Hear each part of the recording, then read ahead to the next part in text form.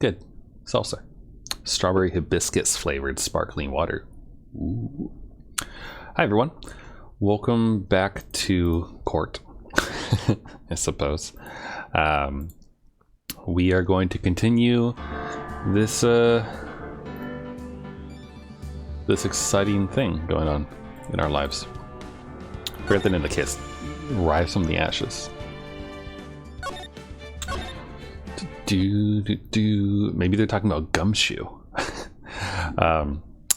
Quick recap for anyone joining. Last time we got the cowboy on the stand, got him to admit to being in the evidence room and messing with things, but we ended up accidentally,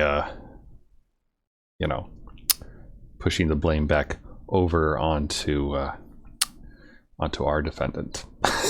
So now we have to deal with that, and we found out that the chief has been hiding evidence in his room, and so we might end up solving this SI9 case? SL, I think. This is the defendant lobby. All right, there's no defendant. I've been trying to reach Lana all morning. Where could she be? And where's Emma, for that matter? It almost seems as if something's been happening behind the scenes. Edgeworth? Knowing you, you've already figured it out. Who the owner of the 777 ID number is, that is. Well, I have a pretty strong hunch. Looks like I'm not the only one who's figured it out. You know, the only reason this trial didn't reach a verdict yesterday is because there was still room for doubt regarding this ID record. If that number does belong to whom you suspect, then no doubt will remain. After all, he hasn't been officially charged with anything. True. Not yet. In any event, once all doubt has been removed from that list, I can call for a ruling. 5 minutes, Wright, and Chief Prosecutor Skye will be found guilty. But she didn't do it! I figured you'd say as much. That's why I came here, to hear what you have to say. This is the first time he's ever done something like this. Lonnie's hiding... Lonnie? My brain okay today? Lana's hiding something, and the only way we'll ever know the truth is to draw it out of her. The truth? Everything goes back to the SL9 incident. Don't be stupid. Today's the last day of the trial. We don't have time to reminisce about the past. That depends on you. If she's found guilty, you'll lose your only chance to find out what really happened. I'll think about it. See you in court, right? This is it.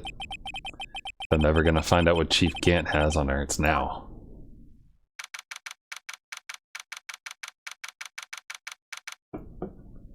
February 25th, 10 a.m. District Court, courtroom number 9.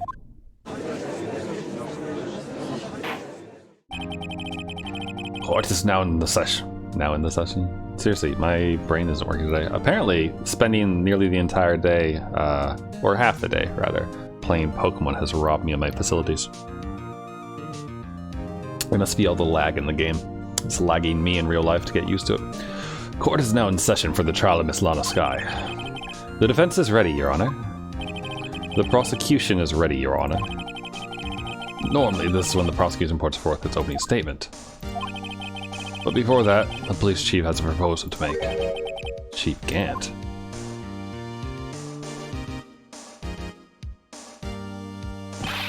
Morning, folks. How's everyone doing? Hey, had you been back to the pool yet? No, I've been drowning enough as it is my work. Oh, that's a good one. Don't think I can top that.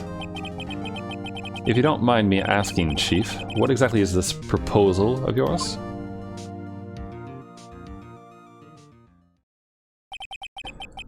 Lana, that is to say the defendant, has asked me if she could speak directly to the court. She wants to do what? Having heard what she intends to say, I feel she should be granted her request. In the end, it should save everyone a lot of time and trouble. She's going to confess, and we need to object. What's this all about, defendant? I'd just like to make one simple request, and I'll be finished. Well then, what's your request? Your Honor, I'd like you to put an immediate end to this trial. Huh? I confess to all charges against me. On February 21st of this year, I murdered Detective Bruce Goodman in the underground parking lot of the prosecutor's office. No, Lana!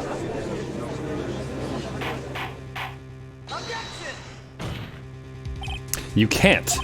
Your Honor, the defendant's claim does not change the defense's plea. In that case, Mr. Wright, I no longer require your services. But Lana! Your Honor, I hereby forfeit my right to an attorney. The prosecution may lack direct evidence against me, but has sufficiently proven his case through testimony and circumstantial evidence. I would like you to render your verdict now, if you please. Well, the defendant certainly has the right to self-representation. Her request is legally valid, although this is an unprecedented situation. Indeed, it appears there's no further need to continue this trial, even if Mr. Wright may feel otherwise. This can't be happening. It appears the time for the verdict has arrived. This court finds the defendant. Help me out, Edgeworth. Yes! One moment, Your Honor. Mr. Edgeworth. The prosecution has not yet proven the defendant guilty beyond a reasonable doubt. Any ruling at this stage would certainly be premature. Come now, can't. It's unworthy. Sorry. I understand this is a difficult time for you. But why don't you just be a good little boy and keep your mouth shut?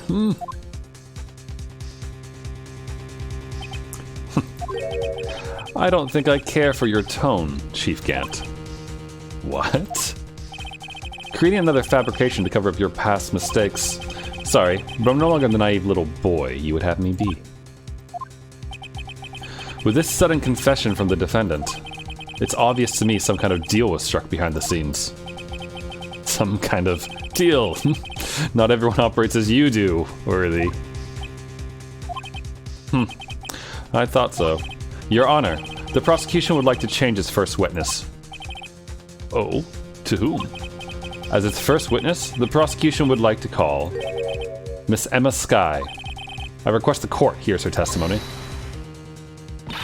Mr. Edgeworth, I'm exercising my right to self-representation. I don't think we need to continue. I don't care what you think, Miss Skye. The exposure of truth sometimes results in tragedy. However, no matter how tragic the truth may be, it would be an even greater tragedy to avert one's eyes from it. Very well. The court shall grant the prosecution's request. That's okay with you, right, Chief Gant? Worthy. You'll live to regret this. Mark my words. Miss Emma Skye, please take the stand. Looks like Edgeworth has decided to take the horse by the reins. So good. This is the best court TV ever. Now then, witness, please state your name and occupation. My name is Emma Skye. My occupation, I'm Lana's little sister, and I want to be a scientific investigator. 2 years ago, you encountered the serial killer Joe Dark, of the Joe Dark killings. Is this correct? Yes. I'm trying my hardest to forget about that, though. I'm sorry, but I'm afraid I'm going to have to ask you to recall those events one more time. Mr. Edgeworth, please remember this trial concerns the murder of Detective Goodman. Is an incident that was resolved 2 years ago really all that relevant? Yes, it most certainly is. Well, okay then. He sure gave in fast. Now, please testify about what happened to you 2 years ago. The trip to yesteryear has finally begun. Bound to lead to the truth behind this trial.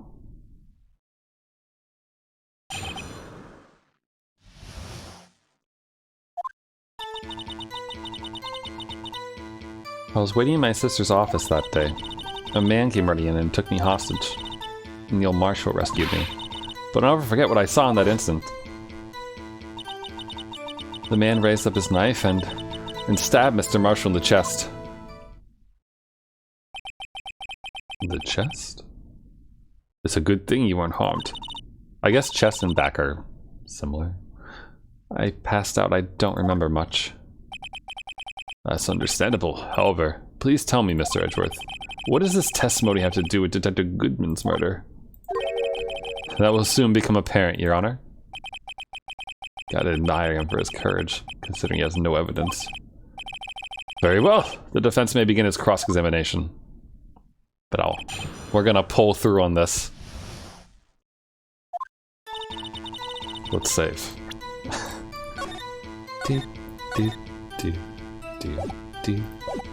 I was waiting in my sister's office that day. Why?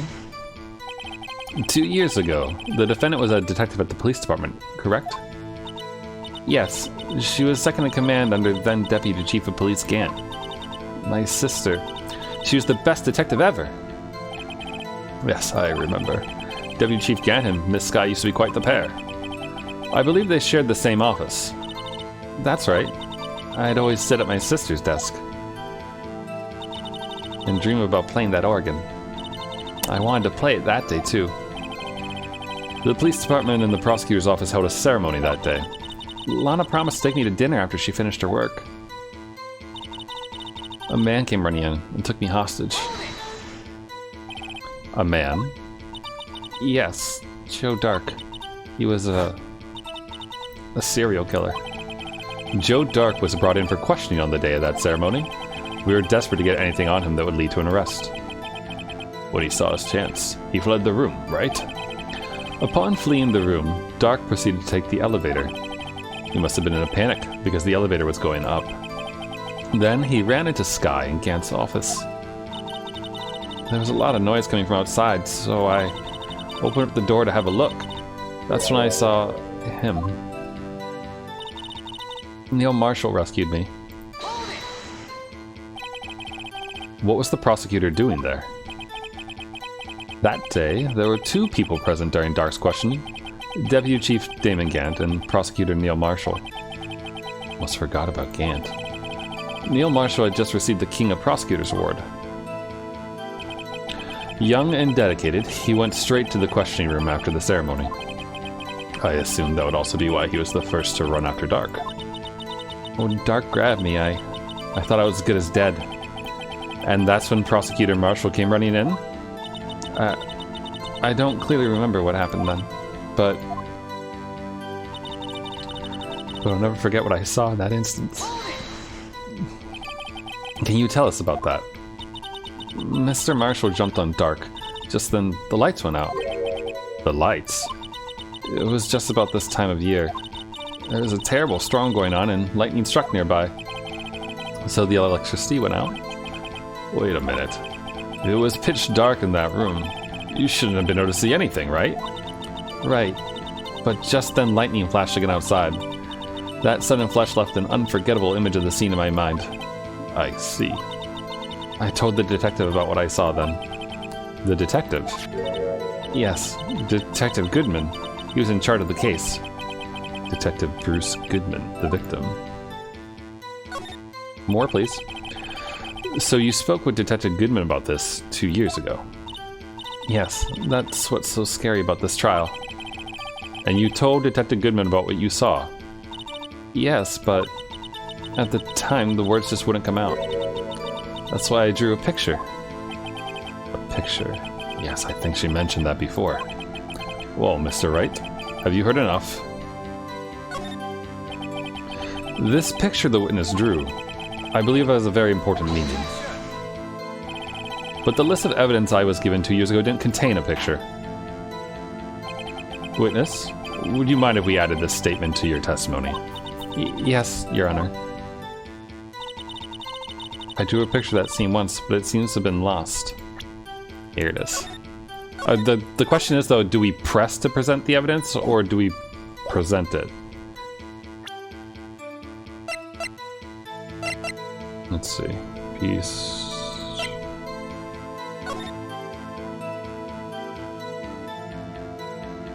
Oh! Ho ho!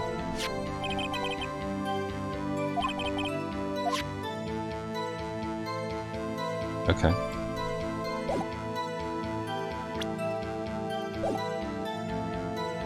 I'm gonna try presenting it. Yeah, okay, that's right. The last case where we had to like keep pressing in order to continue port was really weird. Mr. Edgeworth, this little girl put all her heart into drawing that picture. And yet you wouldn't insist on denying its existence. Hey, I'm not the bad guy. All I'm saying is that as the prosecutor for that case, I wasn't handed such a picture. That may well be. But that doesn't mean it doesn't exist. Behold. This is the evidence list for the SO9 incident. Please turn it over, Your Honor. Turn it over. Oh, what's this? Yes, what is that? Hey, that's it. That's the picture I drew. Indeed, two men appear to be wrestling here. What's the meaning of this? What are you doing with that list? Me? Only the prosecutor in charge should have access to that list. Huh? These lists, they're different from each other. What? It would appear, Mr. Edgeworth, that the evidence list you were handed 2 years ago was incomplete. These two lists fit together to form one. You can see the marks here where they are torn apart from each other. So you see, Mr. Edgeworth, it's quite obvious what happened. 2 years ago, only half of the evidence in that case ever reached you. What? What? Order! Order! But Miss Skye, why did you draw your picture on the back of such an important list? Because that's what Detective Goodman handed me in the questioning room, Your Honor. Wait a minute. If this list was torn in half, then that means... Your Honor! Are you alright, Mr. Wright? Your eyes are bulging from your head. If the evidence list was torn in half, then there might be more of the drawing on the back of Mr. Edgeworth's list. Yes, that's quite conceivable, Mr. Edgeworth. It's possible. Let's see. Is something wrong? Do you even have to ask? Sorry, Your Honor. There is indeed something drawn on the back of my list. It's that thing. What? What do you mean, that thing? That's that thing! The blue badger! That thing that was dancing in the evidence room. Clearly, this act of vandalism was the work of a certain chief of detectives. I guess he was out of scrap paper. Evidence list restored and updated in the court record. Very well, witness. Will you please testify about this picture you drew 2 years ago? Huh? Oh, yes, sir, Your Honor. What's wrong with Emma? She seemed to be thinking about something when she was looking at the picture.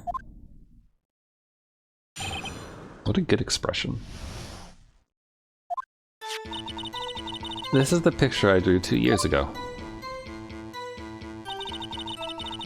The flash of light was so bright, all I could see were the shadows. After that, I must have fainted. This picture shows exactly what I saw in that instant. To think a flash of lightning could burn such an image in your mind. Thanks to that, though, she was able to show us exactly what she saw. Well, I don't see any contradictions here. This clearly shows Joe Dark about to murder Prosecutor Neil Marshall. The defense may now begin its cross-examination.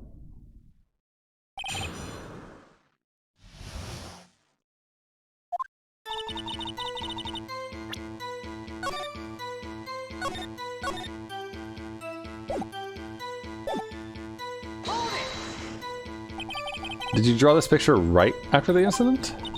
I think I drew it 2 or 3 days later. At first, I was in such a state of shock that I couldn't do anything. During that time, the investigation team was reorganized. Detective Goodman was placed in charge, under the direction of Damon Gant and Lana Skye. 2 or 3 days later. The memory should still have been fresh in her mind. Excuse me, witness. But can you please tell us why this picture is painted all black? The flash of lightning was so bright, all I could see were shadows. So at the time you didn't even know it was Mr. Marshall who had come to your rescue? No, I couldn't see him clearly. The lightning was so bright, and I was knocked to the floor. You were knocked to the floor? Dark had a tight grip on me, but when Mr. Marshall jumped on him, I was knocked away. I turned around, and that's when the lightning flashed. Poor Emma. I was glad she wasn't hurt. What happened after the lightning flashed? After that, I must have fainted. You mean you didn't see the actual murder took place? No, I'm sorry. The flash of lightning only drove off the darkness for a split second. Not only that, but the trauma of the situation understandably caused the witness to faint. Do you really need to torture this girl any further? Hey, I'm not the bad guy here. Anyway, this picture shows exactly what I saw in that instant.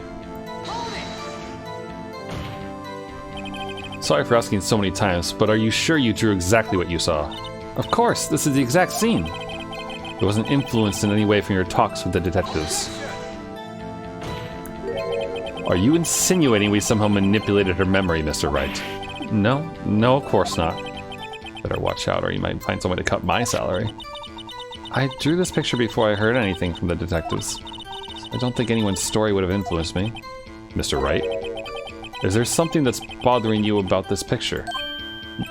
Oh, well. Strange. She claims this is exactly the scene that was imprinted in her mind, and yet there's clearly a contradiction here.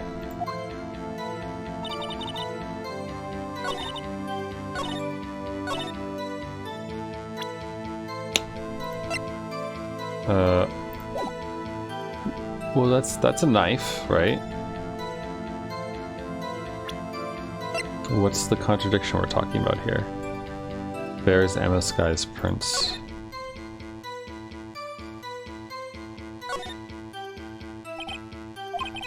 No, it's not Emma.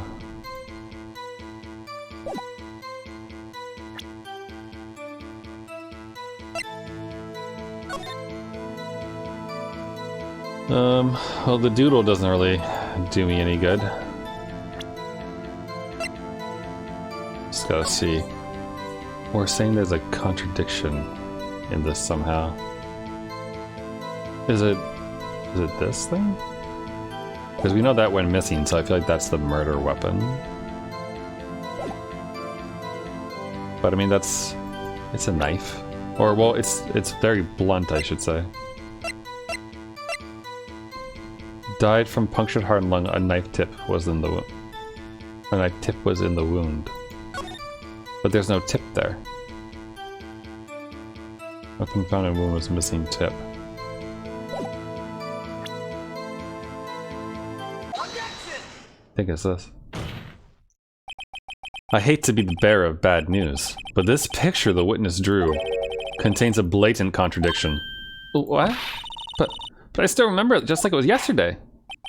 Mr. Wright, perhaps it would be faster if you simply pointed out this contradiction for us. What part of this picture contradicts the autopsy report? The knife? Or stabbed in the back through the lung? So, I mean, it's the fact that the thing's blunt, right? The contradiction, of course, lies here. Take a look at the knife the man is holding. If you look closely, you can see his tip is broken. Even I don't have to look closely to see that, Mr. Wright. But, Mr. Wright, look at the evidence. See the murder weapon? This tip is broken too. If I recall, the tip of the knife was found broken off in the victim's body. It was an inclusive piece of evidence that proved Joe Dark was the murderer. I'm afraid it's not so simple, Emma. And where, pray tell, could you possibly see a problem? It's obvious, really. The victim suffered a single stab wound to the back. If the victim was only stabbed once, then the murder weapon should not yet be broken. What's the meaning of this? Perhaps the knife was broken beforehand. Sorry, but I'm afraid that's impossible. The tip of the knife was found inside the victim's body. If it was broken beforehand, it couldn't possibly wind up there. That's right. But what does this mean? The tip of the knife was undeniably discovered within the victim's body. The only possible explanation is the witness's memory is mistaken. That's why I asked her so many times if she was sure she remembered correctly. I believe you were annoyed at that time, but she was sure she remembered correctly. But there's no other way to explain this inconsistency. Not so fast, Mr. Edgeworth. There's another explanation. I don't know what it is yet, so we're gonna save. Have you forgotten already about a little something called falsified evidence? You're treading on thin ice, right? All I'm saying is that this broken knife tip might be the piece of evidence that was forged. You can't deny the possibility. No. Ugh. Order. Order. Order. Are you saying the investigation really was corrupted? Your Honor. Please allow me to once again go over the events that took place the day of the murder. The police department and the prosecutor's office were holding a ceremony that day. After receiving the King of Prosecutors Award at the ceremony, Neil Marshall questioned Joe Dark along with Damon Gant. During his questioning, Joe Dark fled the room. Maybe what she saw wasn't Joe Dark killing Neil Marshall, but Gant killing him, perhaps, over forging evidence? That seems like a lot to kill someone over there. During his questioning, Joe Dark fled the room. Prosecutor Marshall chased after him and was killed by Dark. It is my belief that somewhere in this story, there's a lie. I'm not lying. The man really was holding up a broken knife. If that's true, then there's no other way around it. This could not have been the actual murder weapon. There must have been another broken knife. What are the chances of there being two broken knives? Another broken knife besides Joe Dark's. Could there have been one? We don't have it though, right? I mean, I think that it was the halberd, but that's not a knife.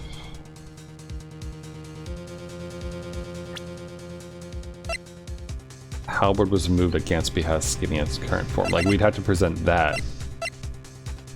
Or present this. I think we'd have to use the picture. Or do we say Emma's mistaken because it's not technically a knife?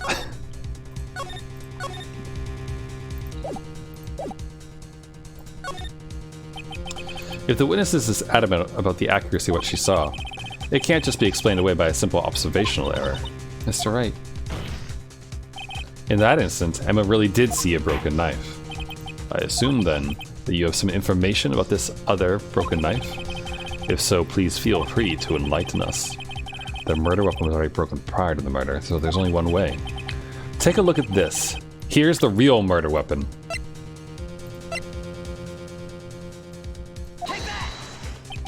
The answer lies in the past. 2 years in the past. Right here inside this picture. This is a picture of the awards ceremony. Sorry, that was Edgeworth. I didn't realize. What is it, Mr. Edgeworth? It's the broken murder weapon. Notice the award Prosecutor Marshall's holding. That's a broken knife. As we earlier concluded, the knife in the drawing was not Joe Dark's knife. That being the case, the knife the witness saw was in all likelihood from this award. Order! Order! Order! Neil Marshall was awarded King of Prosecutors that day. As an award, he was given this broken shield and knife. When he chased after Joe Dark, he pulled out this knife. Being a prosecutor, he did not carry a pistol. This broken knife was the only weapon he had in this dangerous situation. But that can't be. Oh? And why not, Mr. Edgeworth? Because if the King of Prosecutors Award knife was the murder weapon, then the murder and the victim would be reversed. What do you mean? I mean, This man raising a knife would have been Prosecutor Neil Marshall. Oh. Oh. But the prosecutor was the one who actually died. That's true. What's going on here? It seems Mr. Wright has been a bit too eager to jump to conclusions. Wait, I remember now. I remember everything. Witness? Mr. Edgeworth! What is it? Could you show me your evidence list again, please? His list? The one with that picture scribbled on the back?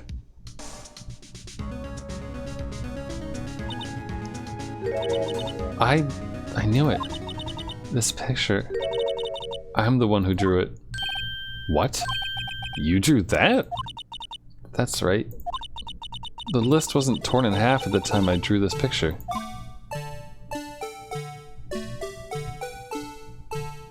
It's the pot that fell. All this time I'm trying to so hard to forget. Must have locked this part away deep inside me. Perhaps it would be best if we added this to the witness's testimony. Would you please tell us what you've recalled, Miss Skye? Yes, Your Honor. First the knife mix-up and now the blue badger? This should be interesting. It's that pot. I bet you someone threw it. When I saw that man raise his knife, I panicked and rushed toward both of them. I think I knocked away the man with the knife. Just then there was another flash of lightning, and that's when I saw the blue badger. He wasn't in the room, but I'm sure I saw a shadow. Okay, maybe it's not the pot being thrown. This is certainly most unusual. Try impossible. The chief of detectives hadn't even designed him until this year. I mean, he didn't even exist 2 years ago. Yes, well, the defense may now begin its cross-examination. Stop, please! Don't pursue this any further. Lana, what's the meaning of this? Please remain seated in the defendant's chair. But you can't do this! I've already confessed to the crime. Why can't you just leave it at that? Chief Prosecutor Skye. We've already come this far. It's too late to turn back. Silence!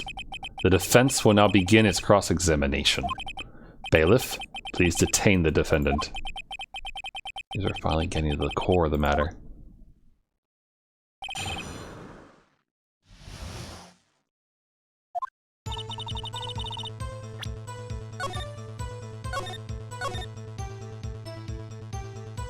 So good. When I saw that man raise his knife. When you say that man, I assume you refer to Joe Dark. Yes, at least I think it was him. You think. All I could really see were shadows. The power outage that immediately preceded the incident is also documented in the prosecutor's office reports. So then you... I panicked and rushed towards both of them. Why would you do something so dangerous? What else could I have done? What if it was Lana that was being attacked? He was about to stab Mr. Marshall. Maybe not. She seems convinced that Dark was the one holding the knife. But as we've just theorized, Mr. Marshall was the one holding the knife. Well, I didn't know that at the time. When that Dark guy knocked me down, all I could think was, I've got to help that other person. I think I knocked away the man with the knife. What do you mean you think?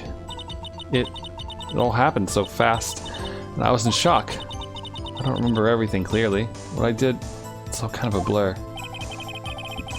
Miss Skye was almost killed before she was witness to a murder about to take place. With so much happening in a matter of seconds, a little disorientation is only natural. I saw the man about to stab the other person, who I thought was Mr. Marshall. I knew I had to stop the man with the knife. What you did was very brave, young girl. So then what happened next? Just then there was another flash of lightning, and that's when I saw the blue badger. Are you sure about this? Of course, see? I even drew a picture of him there.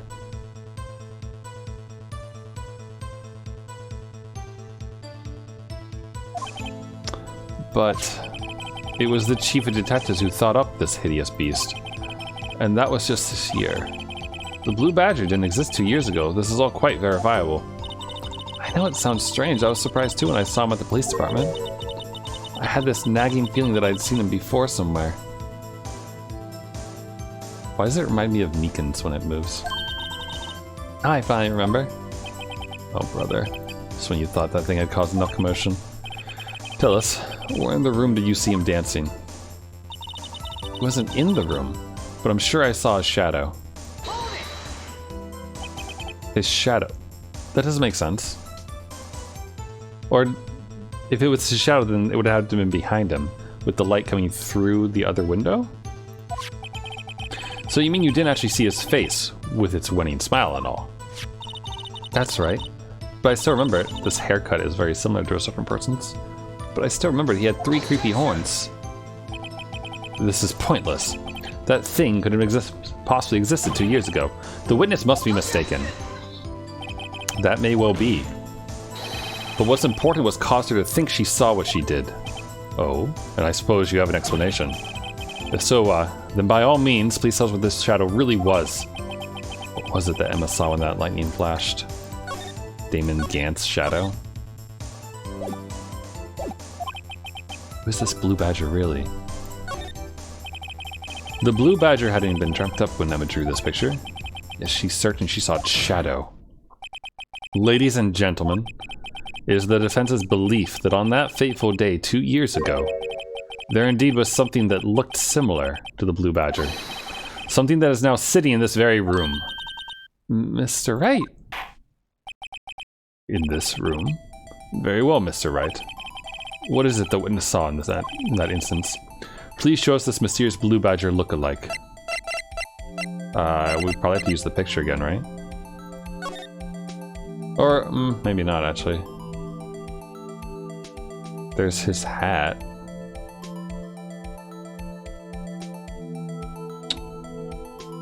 Is it this? Could the suit of armor have made that?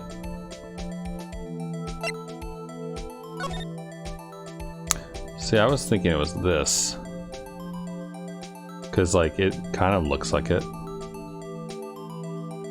Which would explain the blood on it, right?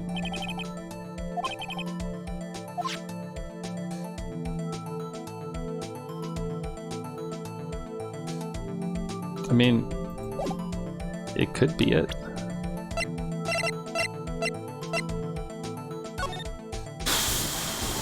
Right, like, kind of.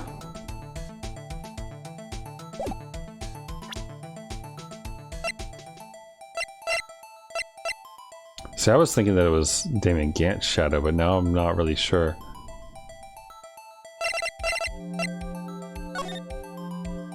Because it wouldn't really make sense. Although I guess it's 1 flash, 2 flash.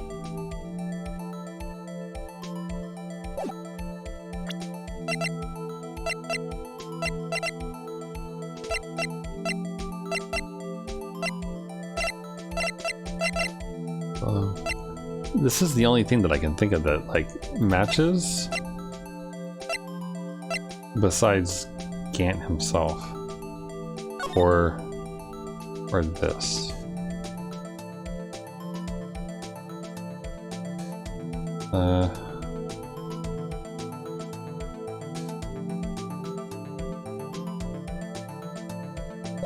I mean, I gotta go with this, I think. Because the statue of armor wouldn't move? Nope, not that. Oh, no, maybe? The mysterious Blue Badger was in fact this. That's... what exactly is that?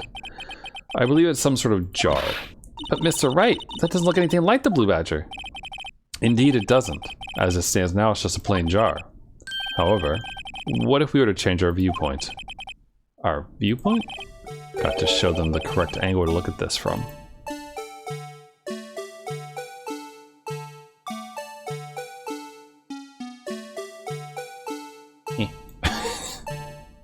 Yeah, this is harder than it looks.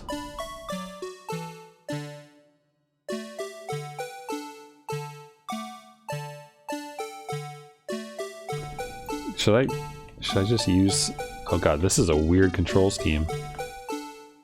B and M. No, fuck. I didn't.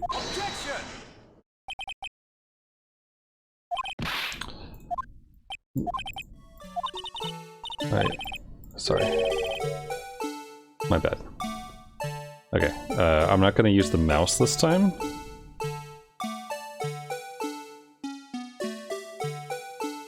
There we go. Oh no, not that way. I need to,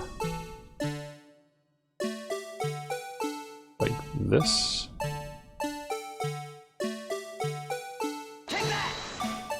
Like that. What? No?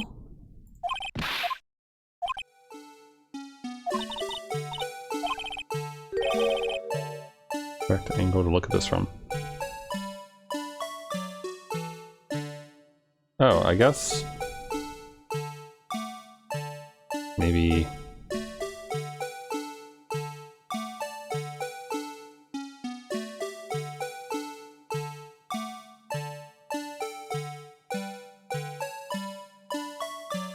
Q. Oh, that's awful. Q and R. I kept pressing E because of, you know, the fact that it's so damn close to everything else. I mean, kinda. There we go, right? Damn it. I'm really glad they're not giving me the things.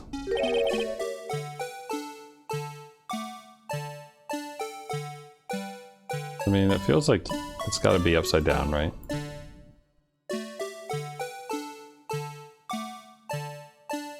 Like, what is...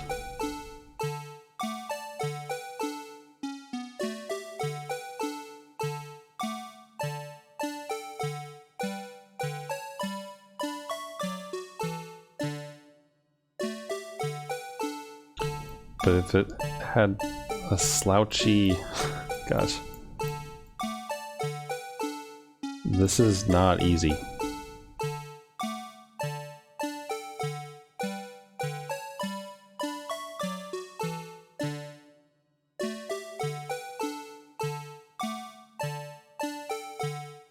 Like, wouldn't it be like this?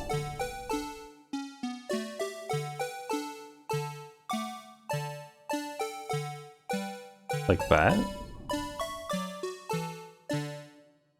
Like this? Yeah, like this, right? Why is this so hard?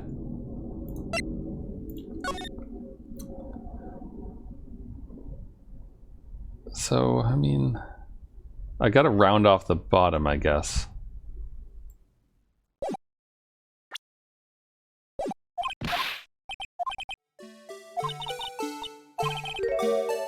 Okay, the correct angle to look at this from.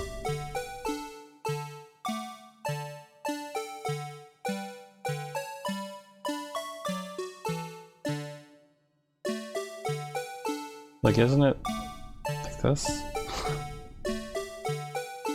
The bottom's gotta be rounded. Like, doesn't this look right? Oh man, why am I so bad at this? Okay, let me try again.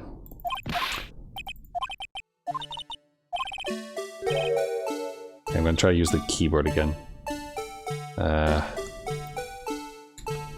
Okay, let's rotate it upside down. How will it do this?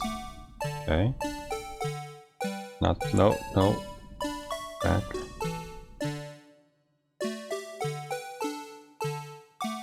Oh, wait, I think it...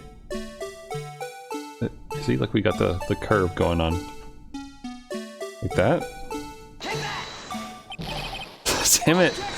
Oh, it's so close!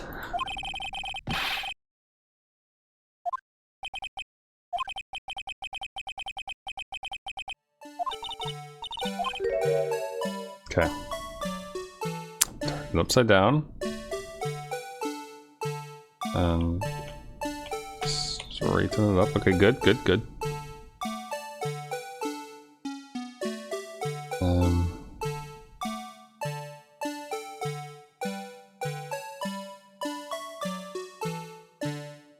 This?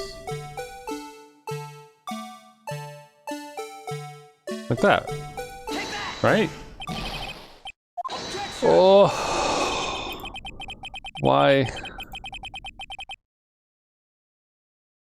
Why?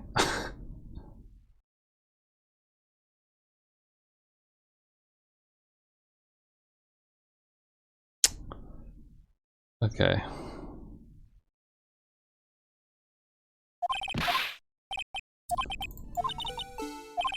Why is this so hard?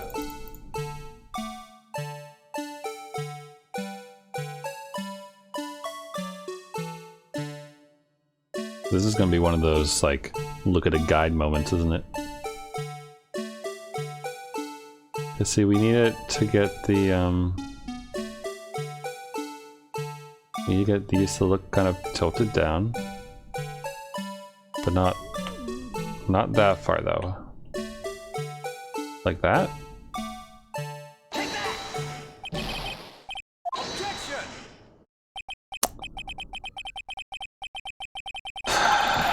Come on, buddy. Please, please, please. Let me. Please let me get what I want this time. Okay. Spin.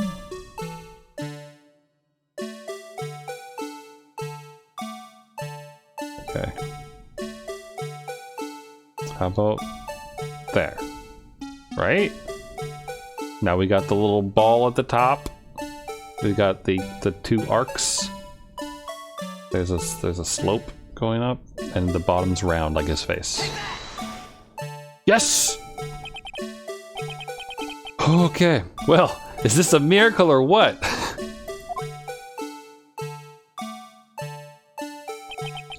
No one can possibly deny this jar's resemblance to the Blue Badger.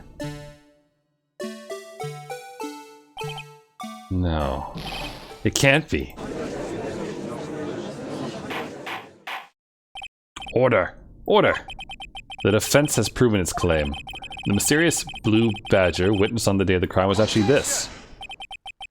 Although we all enjoyed Mr. Wright's dramatic performance, one question remains. What's your point? What do you mean? So that badger thing was actually just a jar. That doesn't change anything. I'm afraid that's where you're wrong, Mr. Edgeworth. You see, this changes everything. Indeed. Very well then. Please tell us. What's different now that we know the witness saw this jar?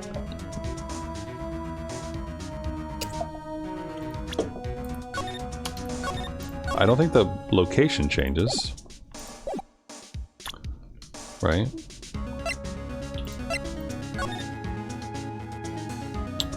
They're,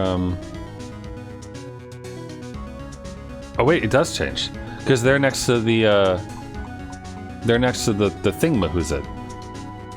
The statue of armor, which is on Gant's side of the office. Allow me to take these in turn. At the moment of the murder, the witness saw this jar. A very specific angle, I might add, Mr. Wright. Yes, well, knowing this, where could she have seen this jar? Where? The location of the jar is shown in a picture taken on the day of the crime. It's on a shelf in the office of Damon Gant. But the body was found lying near Lana Sky's desk. The witness testifies to herself. Yes, and it is these two facts that reveal what actually transpired. You see, the struggle between Dark and Marshall did not take place in Lana Sky's office.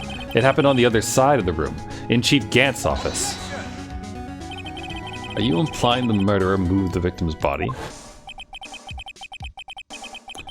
From Damon Gant's office to Lana Sky's office? Yes. Why would he do that? There's no reason. Exactly. If there wasn't a reason, he wouldn't have gone through the trouble. The only logical conclusion is that there was a reason. Do you know what that reason was, Mr. Wright? Finally figured it out. This is why Lana tried to stop the trial.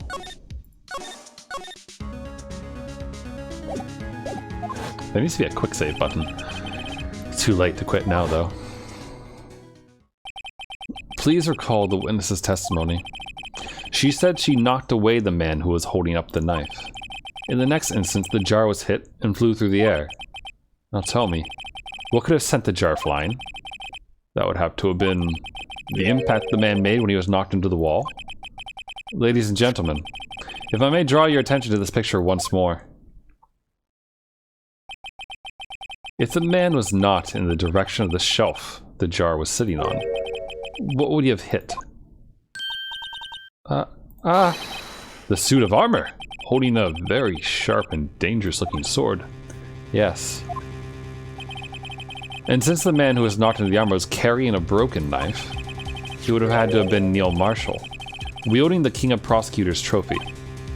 No, Mr. Wright, you can't be thinking. Yes.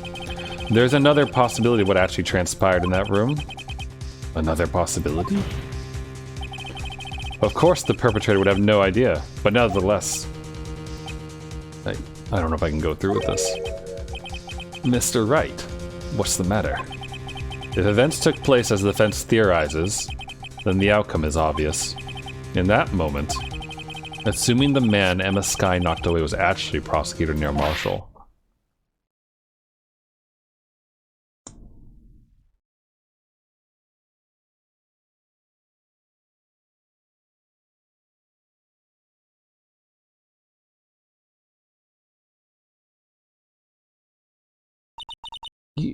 You mean Mr. Marshall died because of me?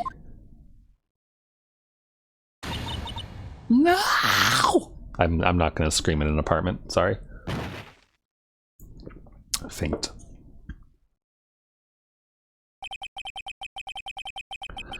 I never imagined her testimony would lead to this.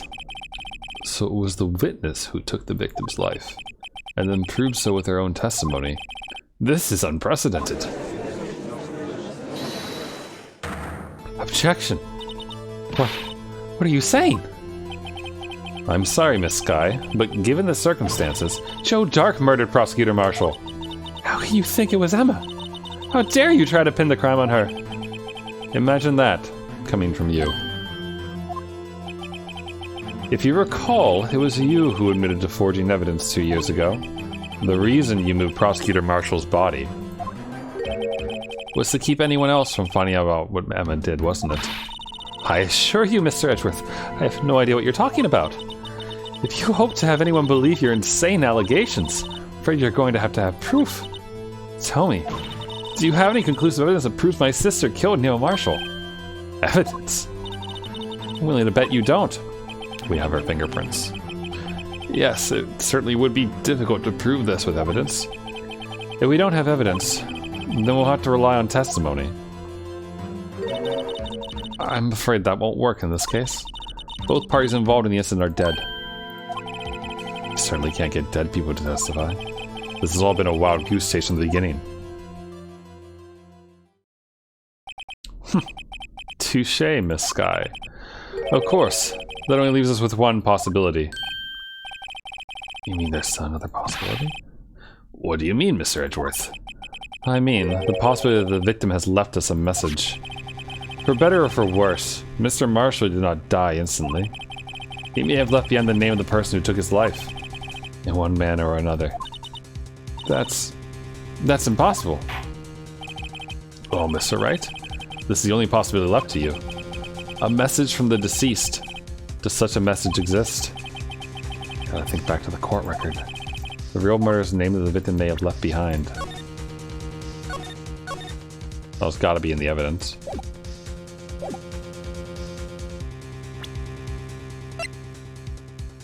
Found in Chief Gant's safe bears her prints.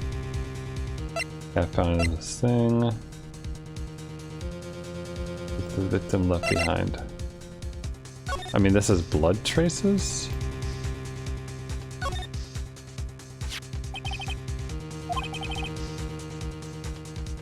Those lines on it. I mean, this doesn't say Emma on it. Unless it were to be in Japanese, maybe, but...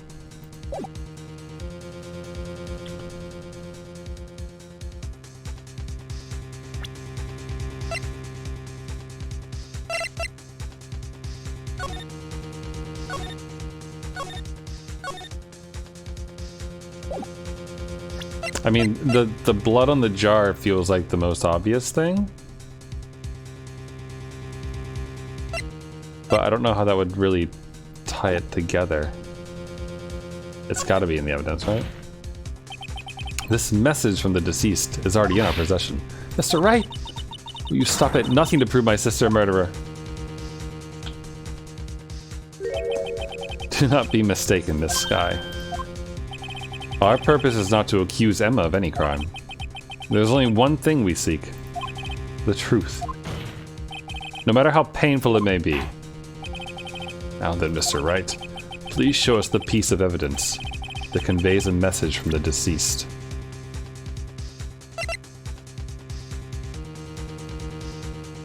Two years ago, the Howard was removed at Gant's behest, given his current form. That's not... I mean, it shows that that was the murder weapon, but it doesn't really mean anything else. SO9? That's a message from the deceased, because it's Goodman's note. It doesn't say Emma, though.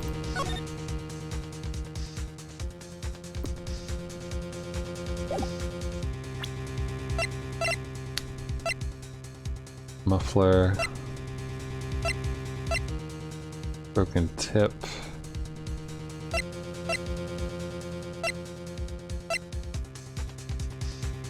The screwdriver? Couldn't be the screwdriver, that wouldn't make any sense. Though we still haven't used it, but I have no idea. I don't think we know enough to even know anything how that would relate. Goodman's lost item report now. Scene of the stabbing of the detective at the PD, no. The lamps.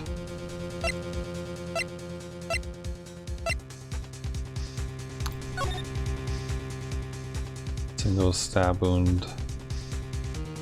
Missing weapon. Blood loss.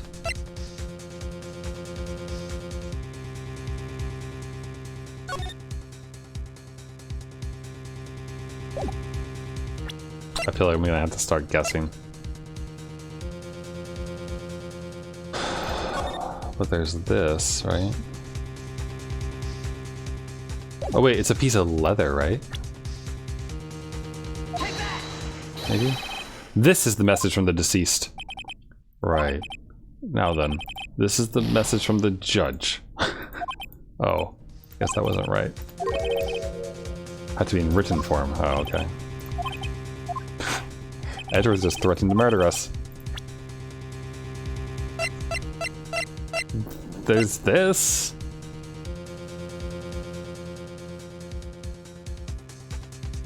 But Goodman's...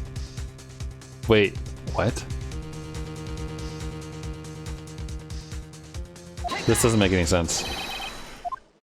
Yeah, no. Okay. Alright, I'm gonna go with the... I'm gonna go with a, it's this. And that, maybe they're thinking this says Emma on it. So really... It doesn't, but... Alright, again. This, okay, there we go. It is this. I feel like there might be like some localization issue around that, maybe. This is that blue badger from before, right?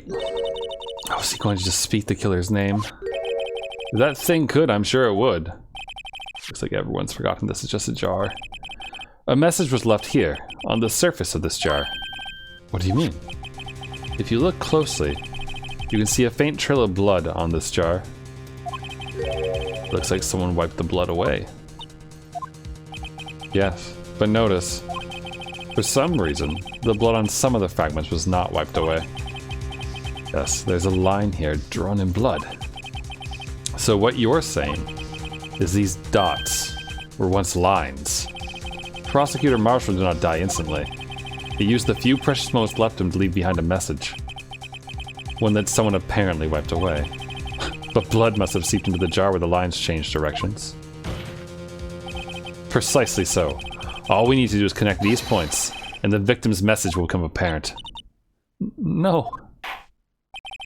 Mr. Wright? What kind of message did the victim leave for us? Your Honor, I believe these bloodstains will reveal to us the answer. I'm gonna save. Gotta connect these dots to make letters. Only one thing the victim would have written, given the circumstances. His murderer's name. Okay, so like, how do we... I wanna write Gant.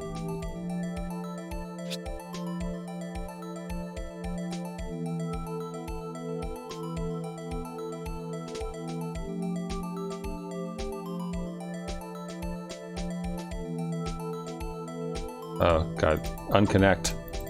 Unconnect!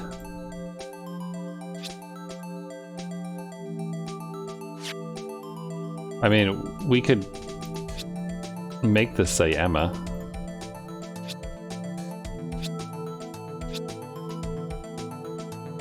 Take that! Defense attorney's duty to prove their client's innocence. So all I've been thinking about is saving Lana. After all my efforts, I never thought it would turn out like this. Emma. So this is the final message Prosecutor Marshall left behind.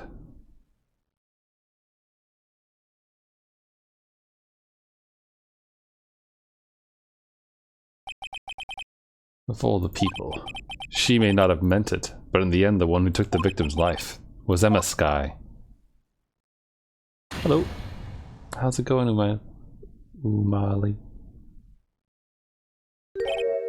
Seaworthy, can't I say I didn't warn you? Chief Gant. Do you understand the implications of what you've done?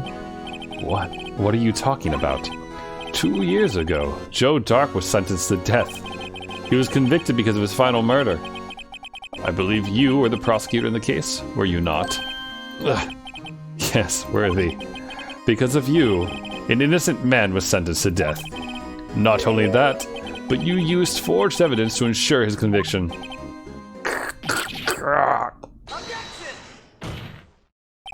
But Joe Dark really was a serial murderer. That's undeniable. I'm afraid that's not important. Didn't you know? We aren't defenders of justice. What? We're merely keepers of the law.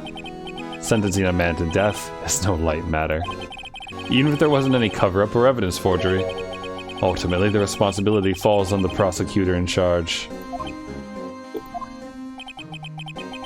Despite what anyone may say, this fact cannot be denied.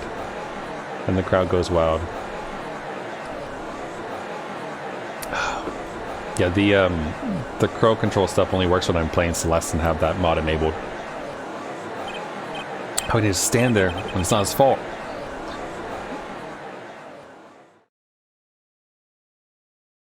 The gavel's pounding fell on deaf ears.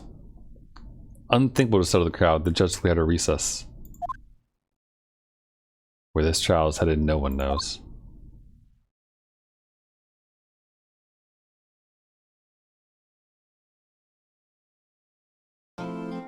Save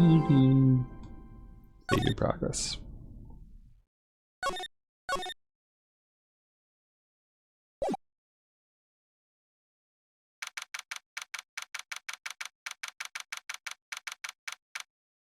February 24th, 12:06.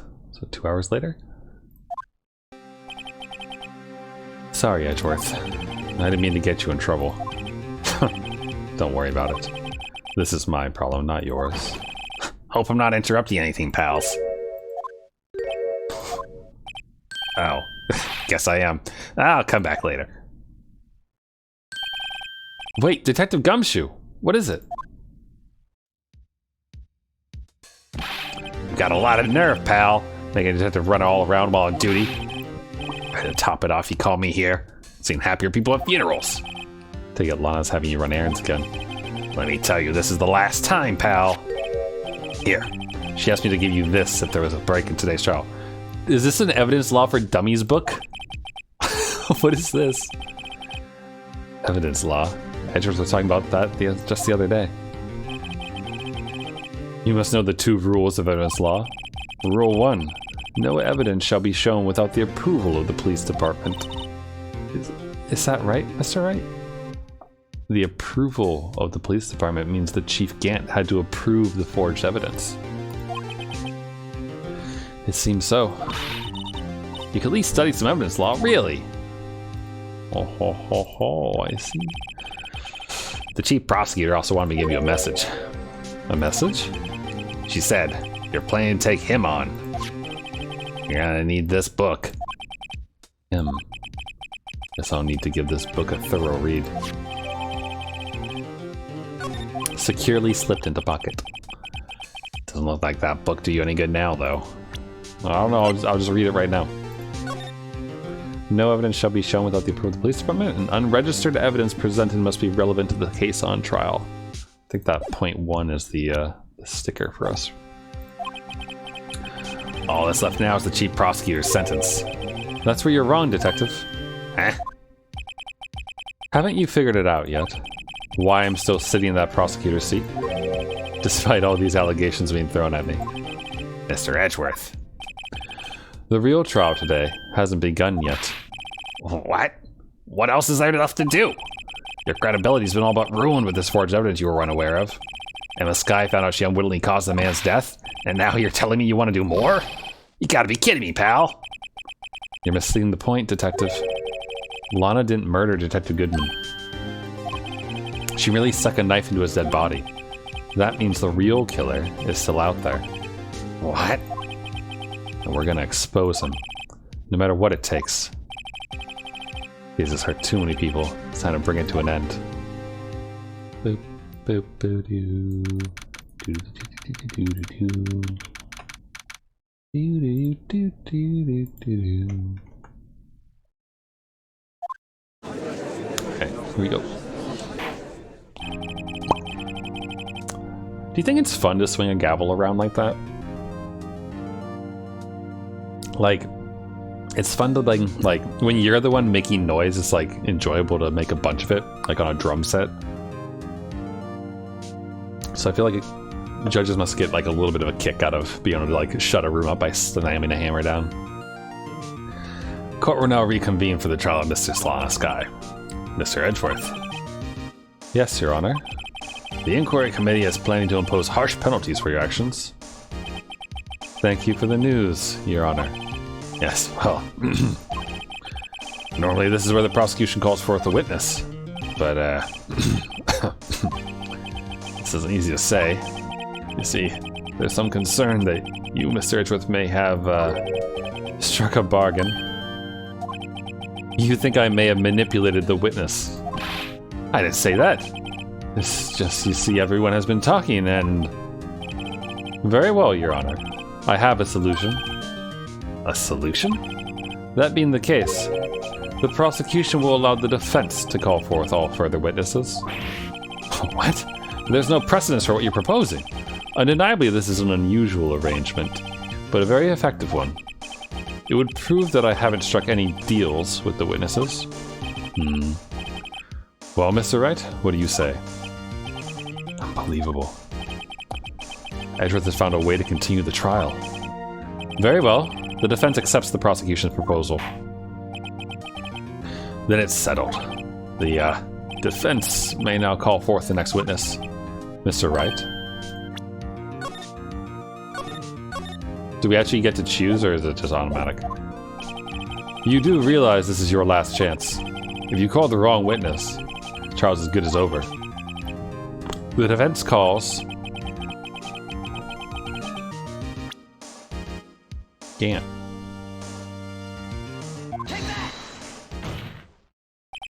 Damon Gant. The defense calls Damon Gant to the stand. Damon Gant? What does he have to do with anything? As the defendant's partner 2 years ago, Mr. Gant has first-hand knowledge of the crime. I feel we should hear what he has to say about it. As luck would have it, he should still be in the courthouse. He would also be the least likely to have been manipulated by me in any way. Wouldn't you agree, Your Honor? True. Alright, bailiff. Please escort Mr. Gant to the stand. Also, I apologize that my voice for the judge is like all over the place. It's like slipping into gumshoe. Witness, please state your name and occupation. What is this? Some kind of practical joke? I was just on my way to lunch! Your name and occupation, sir. Worthy. Are you sure you want to do this? Your name and occupation. So, you want to play hardball, eh? Please, Mr. Gant. Hi, my name is Damon Gant. I'm the acting chief of police. Now then, Chief Gant, the court requests to hear your testimony. Oh, righto! What's with the grim face? First, let's clear up this SO9 incident. Oh, you mean that time when Lana's sister murdered that prosecutor? Personally, I think it's been made pretty clear already. There are still some things unaccounted for. Oh? Like what? Like the role you played in all of this. Son, either you're very brave, or very foolish. You are aware, of course, that a police chief has all kinds of weapons at his disposal. Weapons? Sure. Take my testimony, for example. I don't have to give it if I don't want to. What? Is that true? Afraid so. The chief of police has the right to refuse to testify. Of course. Such an action carries with it certain risks. Don't worry. I'm not here to hinder your trial. Just remember, if this turns out to be a big waste of time, don't say I didn't warn you. Very well. The witness may now begin his testimony.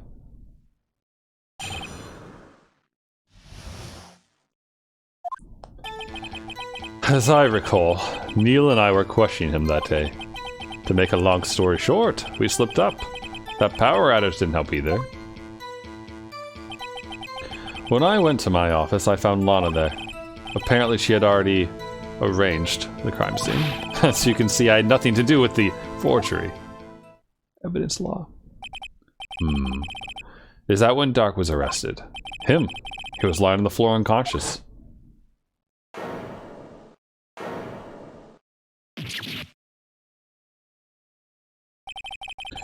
When Emma sent Neil flying, it seems Dark bumped his head. I see. Everything seems pretty clear-cut. If the police chief has the right to refuse to testify, then I'd better hit him hard and fast. Ooh, I wonder if you can't press him.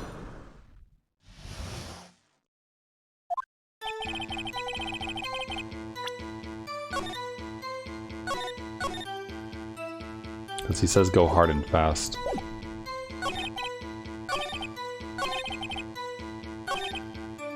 Had nothing to do with the forgery. No evidence shall be approved without the court of police fine. Does that apply here? Because he wasn't the head of the chief. He wasn't the chief of police yet. But he would have to approve it.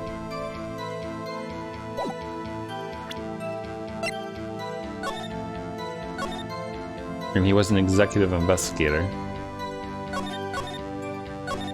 Right? I wonder, does he count for that?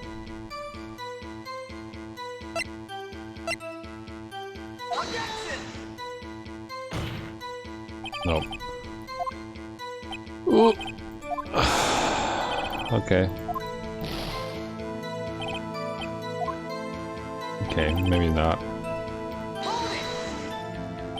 So you're saying that the forgery had already taken place by the time you arrived at your office? That's exactly what I'm saying. I can understand how Lana must have felt, but moving a body and hiding evidence are inexcusable no matter what the circumstances. Oh. He hid the evidence in his safe.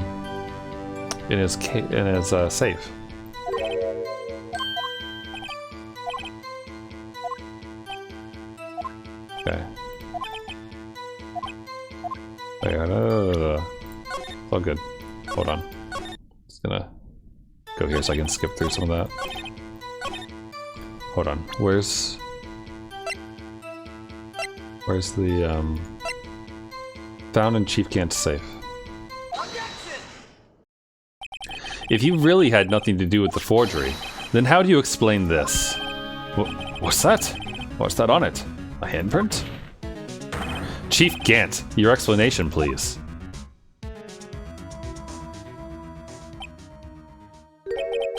I don't know. You tell me, son. Huh? My dear Raito, don't you know the second rule of evidence law? Oh, not this again. Evidence law. Unregistered evidence presented must be relevant to the case on trial.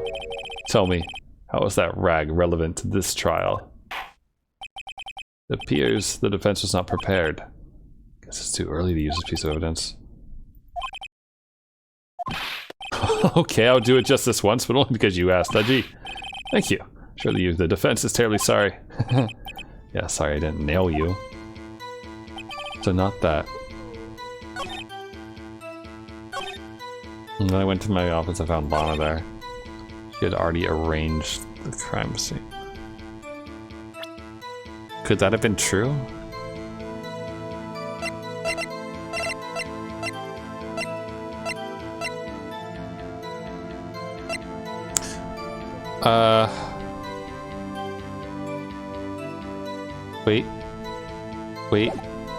Wait. Hold on. What about the fact that that this changed at Gant's behest? Nope. Okay. Hold on. Let me reload so I can not have to listen to all this dialogue.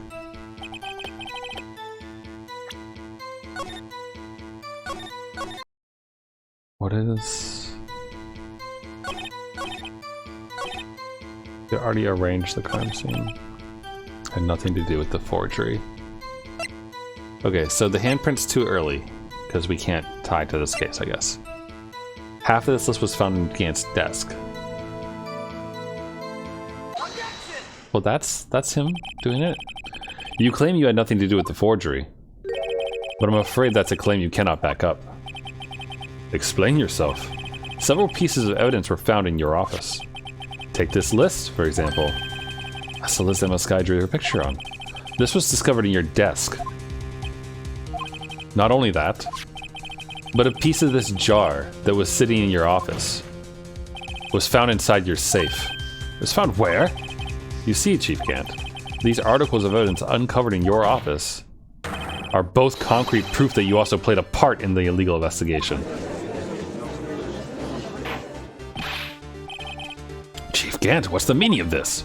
Oh, here's a defense attorney who may even rival Worthy. So you admit to it then, that you were involved in the forgery?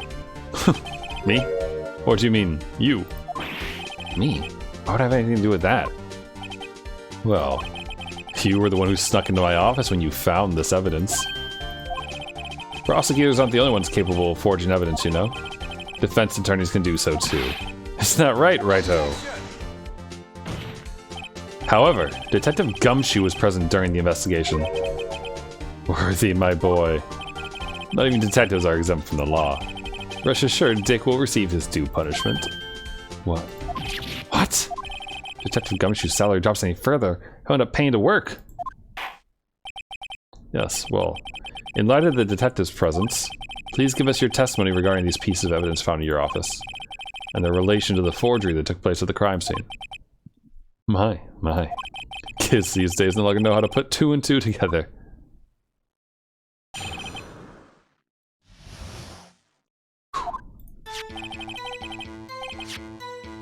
Let's see. What was it now? A fragment of a list? Or sorry, a jar fragment and a list? For all I know, you could have implanted them in my desk. Anyway, you can't prove when those pieces of evidence were discovered. If they were found after Dark was convicted, then they're worthless.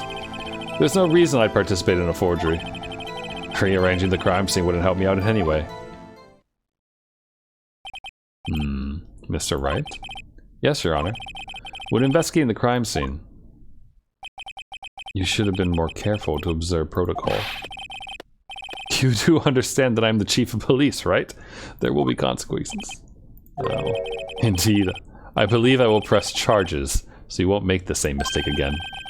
My apologies, Chief, but would you mind waiting until tomorrow for that? Today is, well, you know. Alright, Aji. In return, though, I know. That place, right? Huh? What are these guys? Telepathic?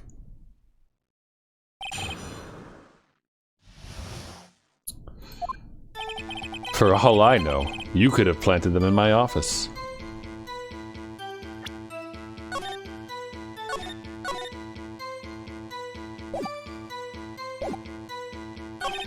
Anyway, you can't prove when those pieces of evidence were discovered. If they were found after Dark was convicted, then they're worthless.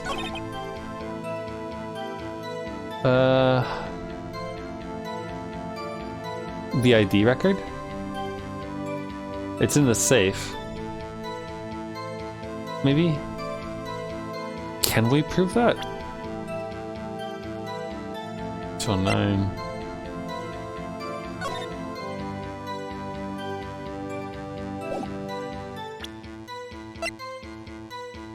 Evidence for something, but what? I don't think we can link this yet.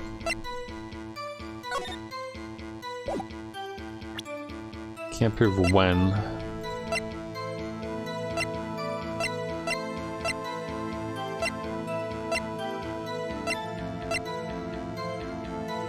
Can only be submitted to the chief of police. No. I don't know why this would be here. Brought back to his office by Gant's request. No.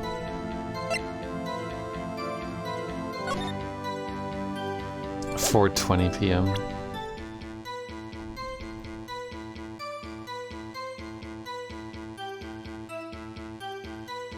When he says when, like he... I did save, right?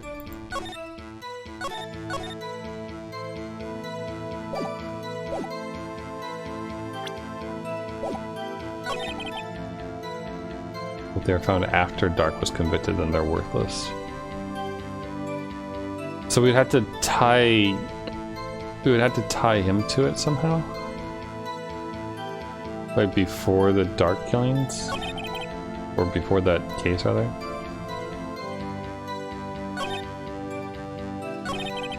Actually, can I press him to try to get some more, like, hints on what I'm supposed to do? Are you saying this jar fragment wasn't discovered in the initial investigation? It would appear not. After all, it wasn't listed in the evidence list. For all we know, it was suddenly materialized the day after Dark was sentenced. Oh, and wouldn't that be convenient, right? The chief is talking about a possibility.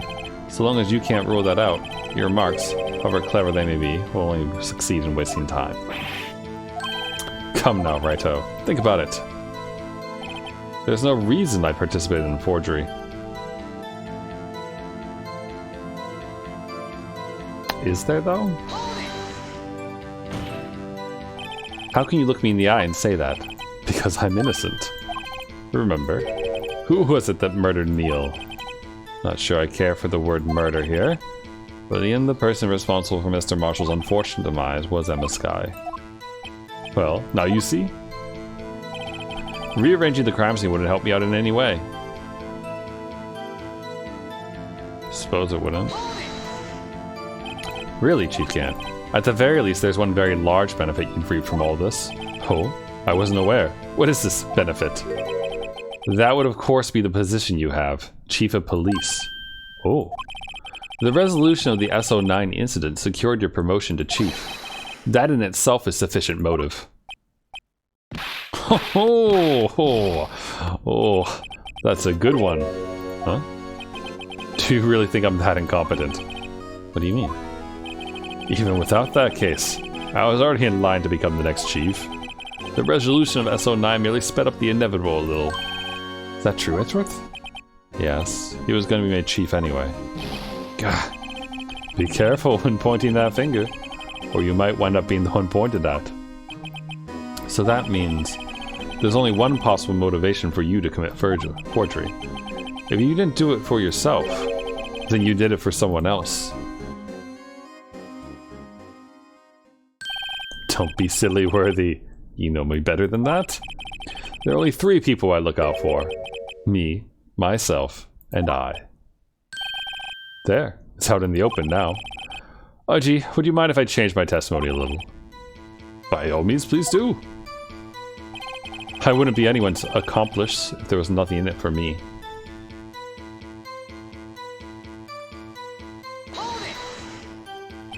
Nothing in it for you.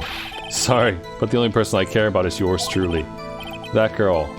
Lana's little sister, was it? If you think I feel sorry for her, you'd better think again. You're right. You don't feel sorry for anyone. Be tough on crime and tough on people. That's how I was raised. You seem to be lax enough on yourself, though. Oh, that's a good one, Worthy. Could there have been something in it for him? Given his selfishness, would he have helped someone out?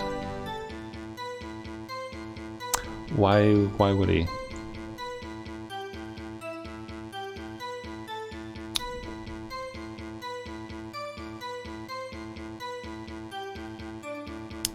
Point out accomplice. I mean, Lana would have to be his accomplice. Because if she's the chief prosecutor, then him and her can work together to nail Joe Dark. Tough on law, tough on people? True, you might not have helped anyone for their sake. But if it would benefit you, you might decide to assist someone. Mr. Wright? It appears you're positively determined to portray the chief as a nice man who likes to lend people a hand. That's not what I mean. Very well then. Who is this person you believe Chief Gant may have helped forge evidence?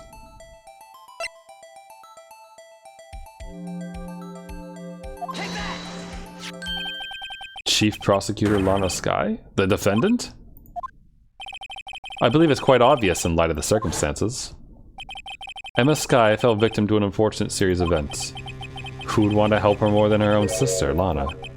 And as for Chief Gant, he would also have a reason to help Lana if she asked him to.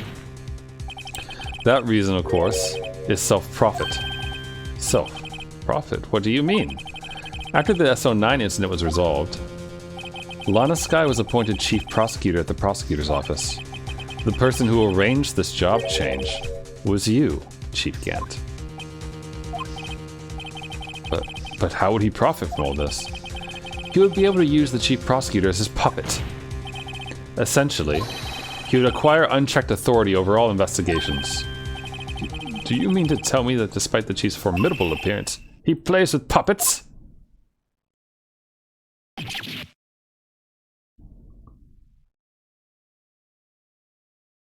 Oh, wait. You must mean puppet, as in someone forced to do his bidding. Never mind. Admit it, Chief. You assisted Lana Skye in the forging evidence. Your motive? To appoint her as chief prosecutor so you could control her. I tell my boy, you have quite an imagination. Let me ask you something. What? Do you have any proof of this? That I controlled Lana? There it is. For example, is Lana testifying that I've done such a thing? Lana? She's keeping quiet to protect Emma. There's no way she'd testify against Gant, sorry. I'm afraid without any proof, this all amounts to nothing more than mere conjecture. Unless that is also what happened in this incident. This incident? Which one would that be? Of course, I'm talking about the murder of Detective Bruce Goodman. The chief prosecutor has been acting strange throughout this entire trial. Almost as if someone has been controlling her. Worthy, you'd better watch your tongue. I wouldn't want you to get hurt. Just what do you mean? What he means, Your Honor, is that Chief Gant is involved in the murder of Detective Goodman. Not only that, but the Chief is now making Lana take the rap to cover up his involvement. What?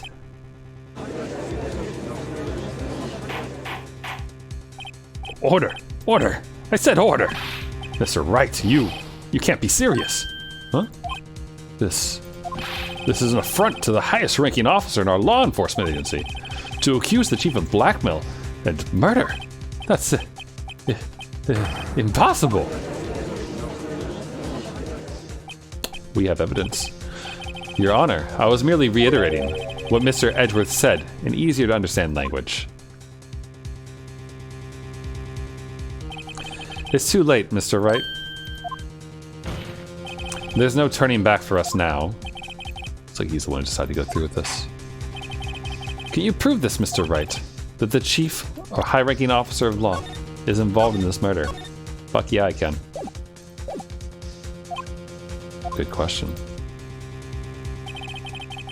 Regardless of his rank or title, Chief Gant is just a man. The question is he a criminal? I believe the evidence will tell. I see. Alright then. Let's see what Mr. Wright's got, and it better be good. Show us this evidence that ties Chief Gant to the murder of Detective Goodman.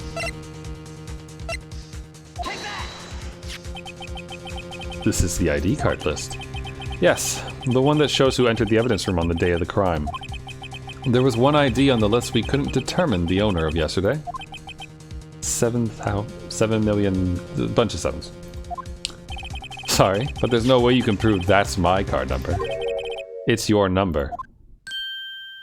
What? How do you know that? The safe in Chief Gant's office requires a code to open. A 7-digit code. 7 digits? You don't mean? I'm afraid so, Your Honor. The code was 7777777. The same as the remaining ID card number on that list.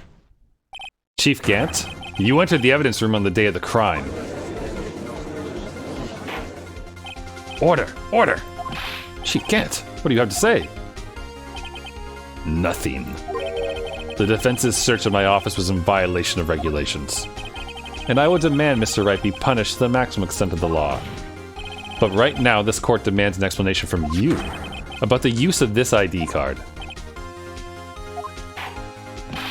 Chief Gant, so you admit it. You entered the evidence room on the day of the crime? What about it? I'm chief of police. Whether it's the evidence room or the bathroom. What's the difference? I can go anywhere I want. Tell me, when you entered the room, were you alone? I always go to the bathroom alone, as I do at the evidence room. Detective Goodman wouldn't have happened to be with you that day, would he? Of course not. Why would he be? I hadn't seen him in days. You hadn't seen him in days? Chief Gant, I'm afraid you've just undone yourself. On that day, you had to have met with Detective Goodman. What do you mean? This trial's purpose is to determine Lana Sky's guilt. No, it isn't, Your Honor. This trial's purpose is to determine the truth. If Chief Gant met the victim on the day of the crime, then we need to determine one thing. What transpired during that meeting? In that case, Mr. Wright, I'm gonna have to ask you for evidence. It's Goodman's, it's his thing. Show us proof that the victim went to meet Chief Gant on the day of the crime.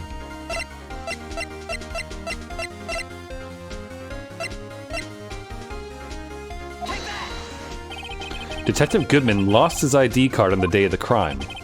Or to be more accurate, Jake Marshall stole it. So Detective Goodman fired out a lost item report. He would have had to give that report to the Chief of Police. Yet you are in possession of the report, which means you can't be sure if he filed it. He filed it. How do I know, you ask? Because he needed to enter the evidence room that day. He needed to. Yes, to transfer the evidence out. Oh. Detective Goodman took the form to you, Chief Gant. Then, you accompanied the detective to the evidence room. I accompanied him. There's no other way the murderer and Detective Goodman could have entered the room. Hold on. Let me guess what you're going to say next. I, the Chief of Police, murdered poor Goodman. Exactly. But wait, the chief didn't necessarily need to accompany him to the evidence room. He could have just lent him his ID card. Yes. Now that you mention it, I believe I might have done something of this sort. Sorry, but that's not possible. According to the record, your card was only used once. Yet you showed us your ID card earlier. If you had really lent it to Detective Goodman, it would have been found on his body. Wow, that was a good image. Chief Gant, you didn't.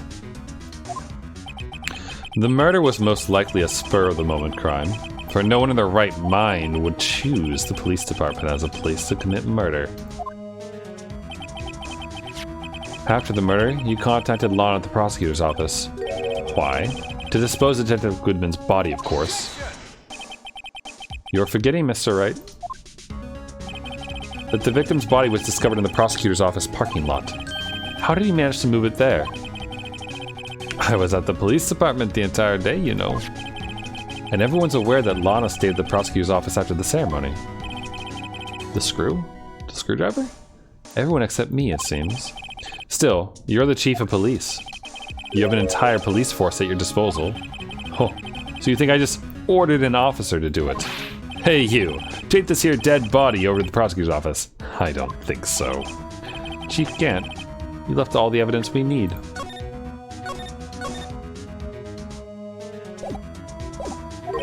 To prove how you moved the body to the prosecutor's office.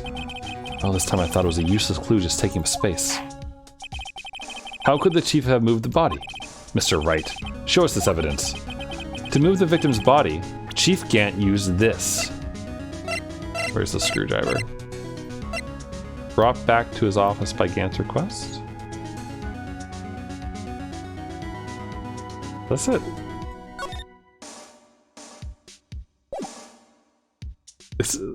Sorry, just thinking, this has to be it, right?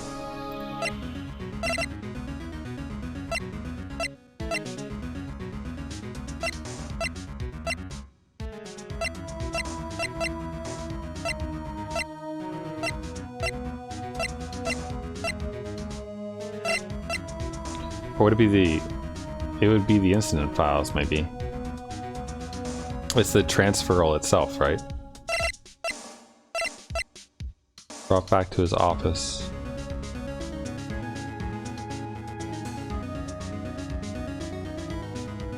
I think it might be the other one, but I want to present this. I saved, right? This is how he moved Detective Goodman's body. What's that? A screwdriver? But what does that have to do with this case? Mr. Edgeworth, think back to the day of the crime. What is this screwdriver doing here?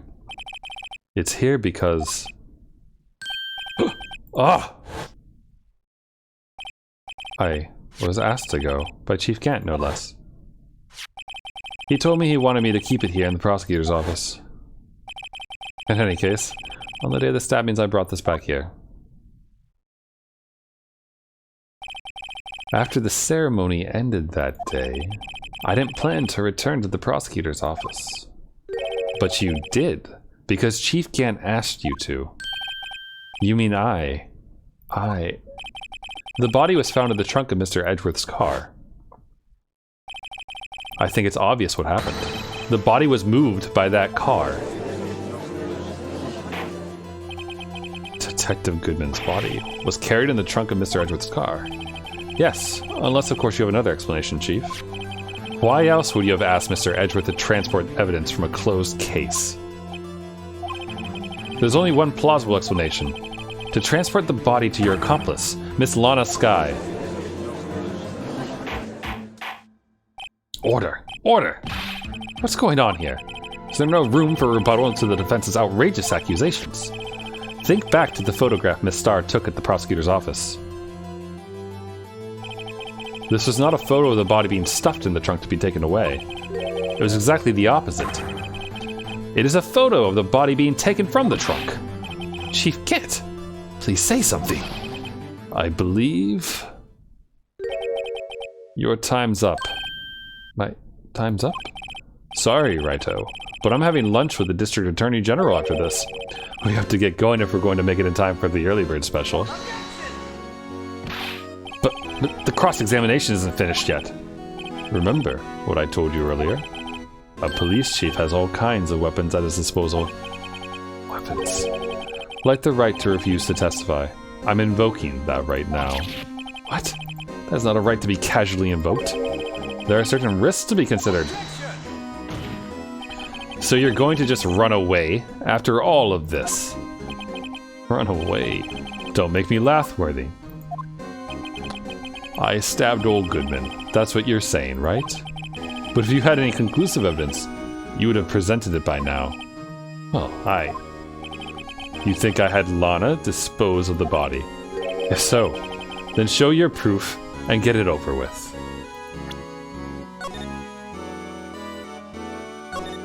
We have proof, right? Say it again, Mr. Wright. Damon Gant is the current chief of police. This court would not tolerate any accusations without concrete proof. Well, Mr. Wright, Your Honor, do you have any concrete proof? Proof that Chief Gant murdered Detective Goodman and made Miss Skye dispose of his body. Any concrete proof? This? It's relevant. Like this ties his safe to Lana and controlling her. Do I have any other proof at all? Because that feels like it's the only thing. I think everything's on the table now, though. Not this.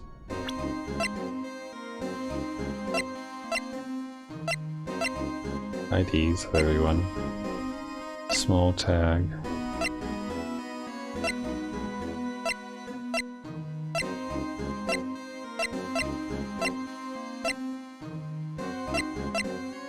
It's gotta be this, right? Present evidence. Can't let him just squirm his way out of this. Gotta keep the pressure on. Yes, Your Honor, I do have such evidence. Then please hurry up and present it. Just remember, better prove Chief Gant murdered Detective Goodman beyond a shadow of a doubt.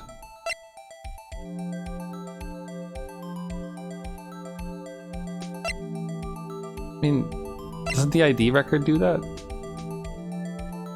Evidence for something. But what?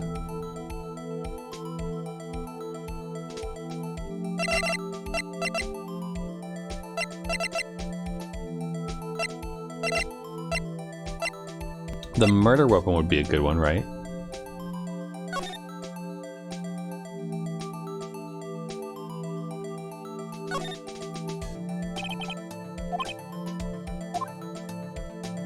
He could have used it to...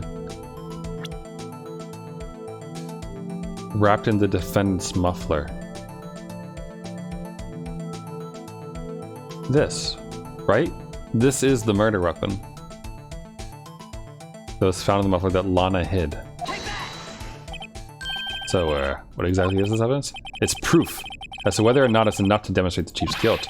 I'll let you be the judge. But I am the judge. Oh, right.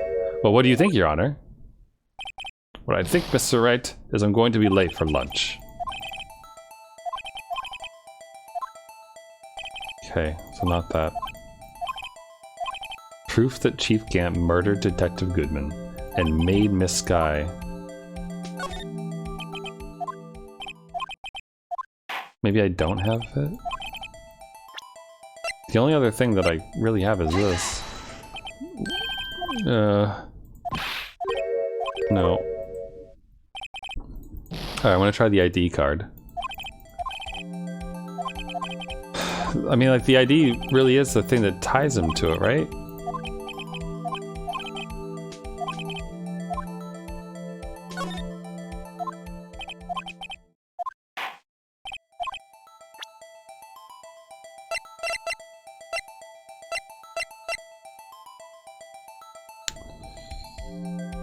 One knife wound.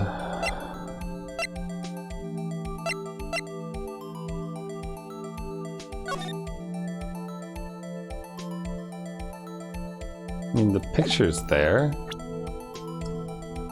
Lana told us that she did it. Goodman and Lana Sky. The muffler. What about the phone call? Where muffler was overheard during a call made to Emma.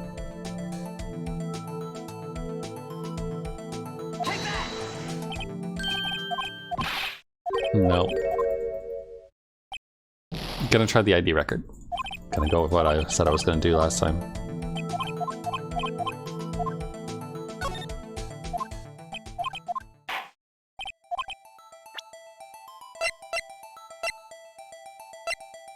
I mean, this has it, right?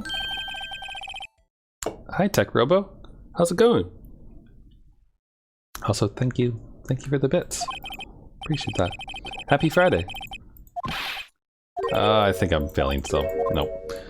It's going well. I'm having a little bit of trouble with proving him. So no idea what bits do. They do something. They're aren't they like, isn't like 10 bits basically like 10 cents given directly to the streamer or something like that? It's something like that, right? To be honest, I don't pay too much attention to the Twitch like meta things, like the stuff that costs money and whatnot, because generally I just sit here and enjoy myself. But I mean, you have to buy them, don't you? I've never bought in bits, so I don't know.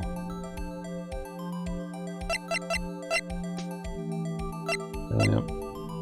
The print has been wiped from Marshall's fingerprints. That wouldn't do it.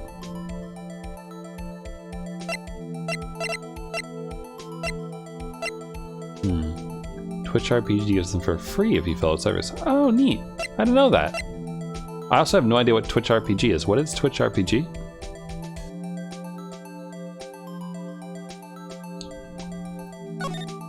Oh, man. I wonder if we're supposed to not say that.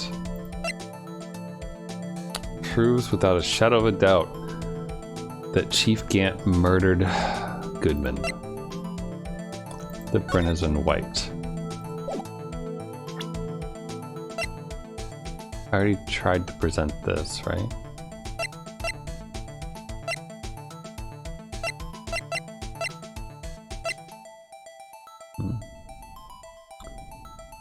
Like, what ads have you seen on Twitch from Brand Jack to most of the gaming? Gotcha. I hope that they're short. Like those things. That's nice that they like give out bits though for that. Died within an hour and a half of 4. Does that... No.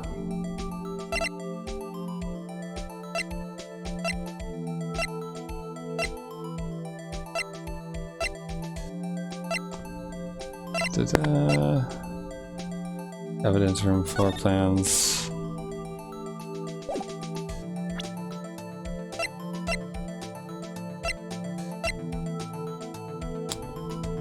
The print had been wiped.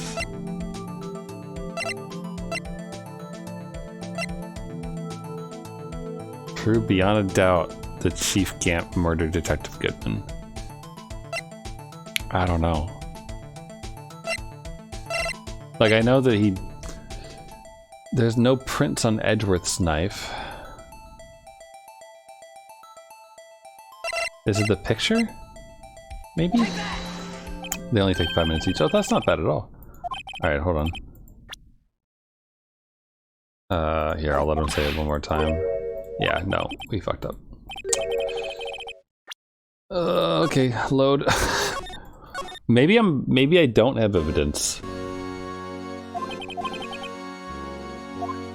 Like, if it's not some of the things that we've done with, like, the ID record and everything else, then maybe I don't have concrete proof. And maybe if we say that we don't, maybe Lana will come forward? No use showing evidence, I'm not even sure myself. No, Your Honor. At present, I have no conclusive evidence. See, Edgy? In that case, this court is first to penalize you for your allegations against the chief. What? Here's a tip. Never gamble what you can't afford to lose, Righto. Seems that Lady Luck was on my side again today. Okay, Edgy, I'll leave the rest to you. Is this a bad end? Warned you early, Mr. Wright. This is an affront to a senior officer in our nation's law enforcement agency. You gonna save me, Worth? Lady Luck, Maybe we should have a word with her. Mr. Edgeworth, what do you mean? There's one lady who knows the real truth behind this trial. We haven't yet had the honor of hearing her testimony. A lady who knows the truth. Another witness. In the absence of conclusive evidence, the only other method to prove this testimony. But Chief Gant has invoked his right to refuse to testify. There's still someone else. One more witness who can answer all the questions raised in this trial. Someone right in this very room. Mr. Edgeworth, who is this person? Why are you asking me, Your Honor? Have you forgotten? The defense is the one calling witnesses today. Mr. Wright, does such a witness exist? She may not be willing to tell the truth, but we can't just stop now. Yes, Your Honor. The defense calls forth Lana Skye. The defendant, Miss Lana Skye. She was in the underground parking lot at 5:15 p.m. on February 21st. Her task, to dispose of the victim's body. In accordance with a certain someone's orders. Mr. Edgeworth? The prosecution has no objections, Your Honor. Very well. The court will now take its final recess for the day. In 15 minutes, we will reconvene to hear the defendant's testimony. This court is now in Hold on! Playing the rest of the trilogy? Probably. Yeah, I think so. I've just been working my way through each of the episodes as I go. So, and it generally throws us like right into the next one whenever we solve one. So I assume it's going to do the rest. I have no idea how many cases there actually are, though, or where I am in like the games, I guess. I assume that this is all still the first game. Huh? Chief Gant. I thought you were gonna eat. Listen good, Lana. He's talking to Lana. I don't think you need me to tell you this, but if you accept Mr. Wright's claims, there will be terrible consequences. This man is extorting the witness in the courtroom. He's guilty. That's right. Your sister will be found guilty for Neil Marshall's murder. This isn't good. Of course, you never support such outrageous claims anyway, right? Just something to think about. All right then, I've got a lunch date to meet.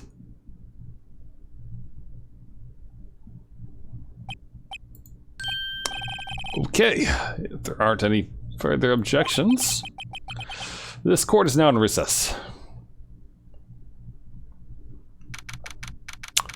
Is there conclusive evidence that I just missed? It feels like I really didn't have anything, though. Like, nothing that really was like, yes, he definitely did it and stabbed the dude. Looks like we managed to stay in the game. Yeah, thanks to your help, Edgeworth. That chief. He's something else, eh, pals? Detective Gumshoe? I'm not a detective anymore. Oh, yeah. Sorry about that. Don't worry. Already decided where to work now. At your office. My office? Sure. I'll take the place of that top-knotted girl you used to work with. Could he mean Maya? Still, looks like we're all out of moves now. Chief Gant's done it again. How's he always gets the upper hand? It's not fair he has the right to refuse to testify. Settle down, Wright. Remember what the judge said. But Chief, that's not a right to be casually invoked. There are certain risks to be considered. Risks? What did he mean by that? It's simple. If the chief refuses to testify, the opposite also holds true. You mean he forfeits his right to say anything, too? Emma? Emma. Hi, Emma. Emma, are you okay? Yeah. When I came to, I was in the medical office. I've been listening to the trial from the gallery. So she heard everything that's been going on. Emma, sorry for what I said before. Don't be. It was the truth. You know, it's funny. I almost feel somehow relieved. Relieved? Yeah, I finally know what really happened. To think that all this time, my sister was being blackmailed by that terrible man. And she did it all just to protect me. Ever since her appointment as chief prosecutor, everyone who knew her said she changed. Perhaps it was easier that way for her. What do you mean? What do you think I mean? To follow Chief Gant's orders. She must have shut herself up deep inside. To force herself to do anything and everything the chief told her to do. That must be why she became so cold. It was all my fault. It's all because I murdered Mr. Marshall. Hey, don't go blaming yourself now. You want to blame anyone, blame society, pal. There's a screenshot to take. Chief Gant may be able to fool everyone else with his forgery, but he can't fool my memory. I remember now. I knocked Mr. Marshall into that armor. I see. Well, better get back. Time for the final act. Well, you mean this conversation it's not filled of happy and joyous things? Nonsense. Emma, why don't you wait here? No, I'm going with you. I want to be there when Lana tells the truth. Let's go, right? It's time to end this. To be continued. Yeah, but we're gonna go right into the trial, right? Save progress. Okay. So, okay. I guess that means that that's correct, right? Like, we don't have conclusive evidence. Unless I just, like, missed a magical clue that you could have and end it right there. But I'm assuming not, because the game's been, like, fairly linear. So. Now then. Will the defendant, Miss Lana Skye, please take the stand?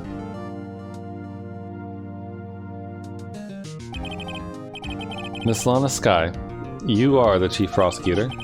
Sure you're aware of what is required of you. But, Mr. Edgeworth, you already know everything. You know all I've done these past 2 years. Please provide the court with your testimony, Miss Skye. And remember, you are under oath. We want to hear the truth. Of course. The truth. Lana, no matter what happens, I'll always be your sister. Now then, your testimony, if you will.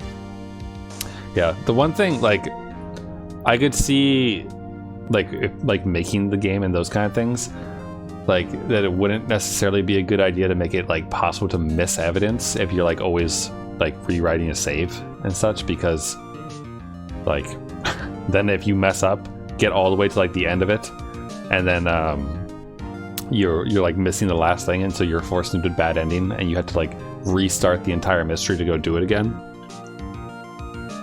It'd be a lot more like a choose-your-own-adventure book, but, like, with a book, like, you can flip back and make... You don't have to deal with the fact that you might overwrite the save file, I guess, right? So I can see them, like, kind of making sure that it's linear so you don't mess up, besides, like, choosing the wrong thing and then having to redo it. On the GBA makes more sense than the linear sites. For this case, we made it on the DS, and they had a lot of opportunity.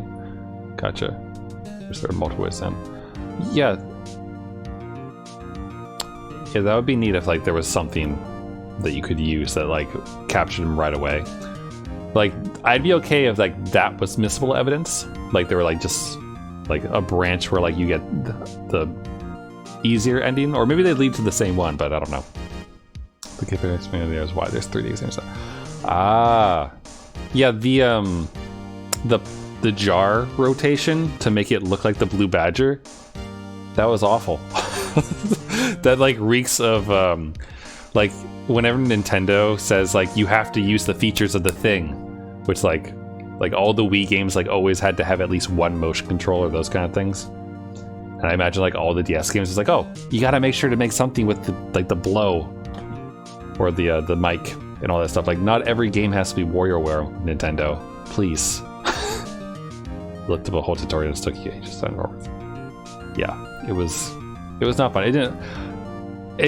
It took me like 10 minutes, I think. I don't know. I'd have to look back, I suppose. But it was like the position that was accepted and the position that was like right before that were like so close to each other, though.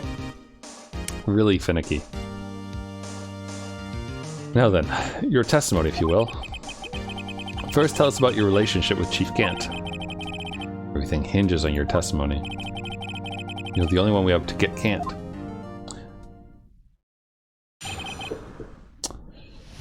Gant and the fabrication. I worked alongside Gant for years. There's no truth to this blackmail theory. I fabricated the evidence 2 years all by myself. When I found Prosecutor Marshall's body, I rearranged the crime scene. My only motivation was to get Dark convicted. It had nothing to do with Emma. There are 2 ways to get the info out of April, May, and the detention in the second case. You ease her fears, you have to find evidence to show her. Huh. So there's like a little branch. Push her, she tells it immediately. Ah. I think I pushed her hard. I think. Are you sure about this testimony? Your Honor, I'm confessing to a capital offense. Of course I'm sure. But Lana! If this is true, then that means Chief Gant had nothing to do with this. That's what I've been telling you from the beginning. Please, Mr. Wright, you've got to help her. She's sacrificing herself because of me. But what if she's telling the truth? She's not. I know my own sister. Whenever she speaks stiffly like that, she's hiding something inside. Deep down, she's really screaming in agony. Yeah, it's no time to start second-guessing myself. I mean, she's reading his thoughts scientifically. She's just, you know, reading all the twitching on his muscles in his face. And the tweaks in his spiky hair. They're like radio antennas broadcasting his thoughts to her. The defense may now begin his cross-examination. Okay, let's get to pressing. I worked alongside Gant for years. How many years exactly? Ever since I made senior detective. Let's see, 24 then, so that would be 5 years. Detective Gant and Detective Sky were legendary partners. I personally saw them testify in numerous cases. She must have been good, coming from the same school as Mia.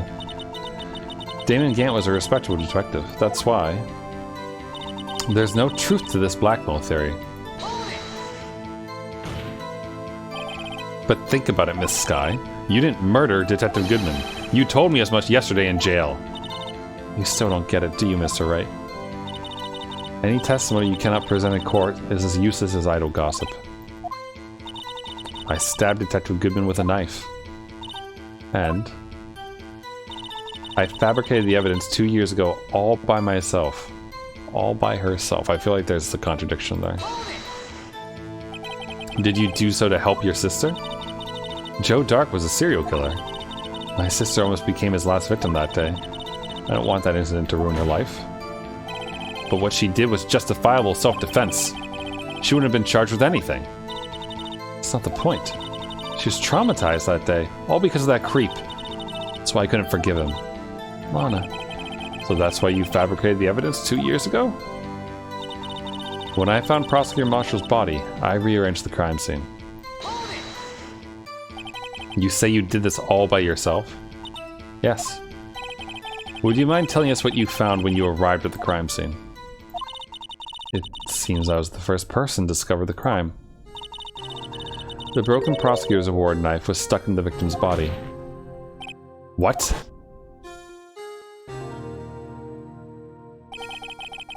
But Prosecutor Marshall died from an unfortunate accident. It's only a situation you dreamed was possible. The reality is, it wasn't my sister who took the prosecutor's life. Fantasize all you want, Mr. Wright, but I'll never change the statement. You mean Prosecutor Marshall wound up being killed by Dark? Something like that? If that's so, what happened to the other murder weapon? Dark was carrying a switchblade knife. Oh, that was lying on the floor a little distance away. It was probably knocked away in the struggle. That's not how it went down. She's trying to cover up lies with more lies. Oh, just to protect me. So when you found the scene like this, what did you do? After all, this is what everything boils down to. Yes.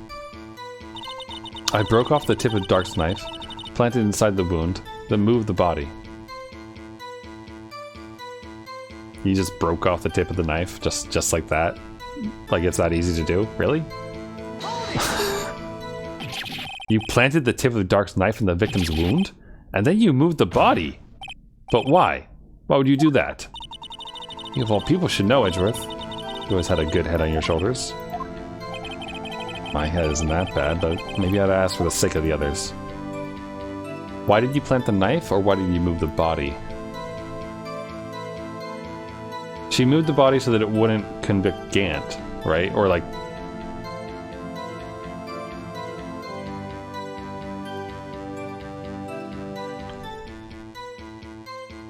She would have had to move the body off of the statue. Not statue, but the suit of armor. When you showed up on the scene, where exactly was the victim's body?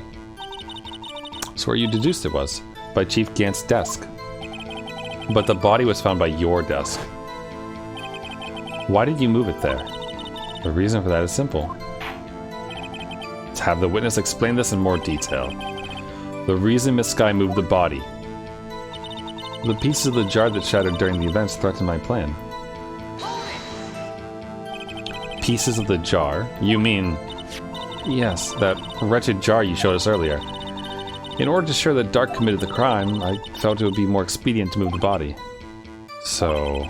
When you first found the body, the jar was already... Of course, been shattered to pieces. If you looked at the crime scene, it would be clear right away what happened.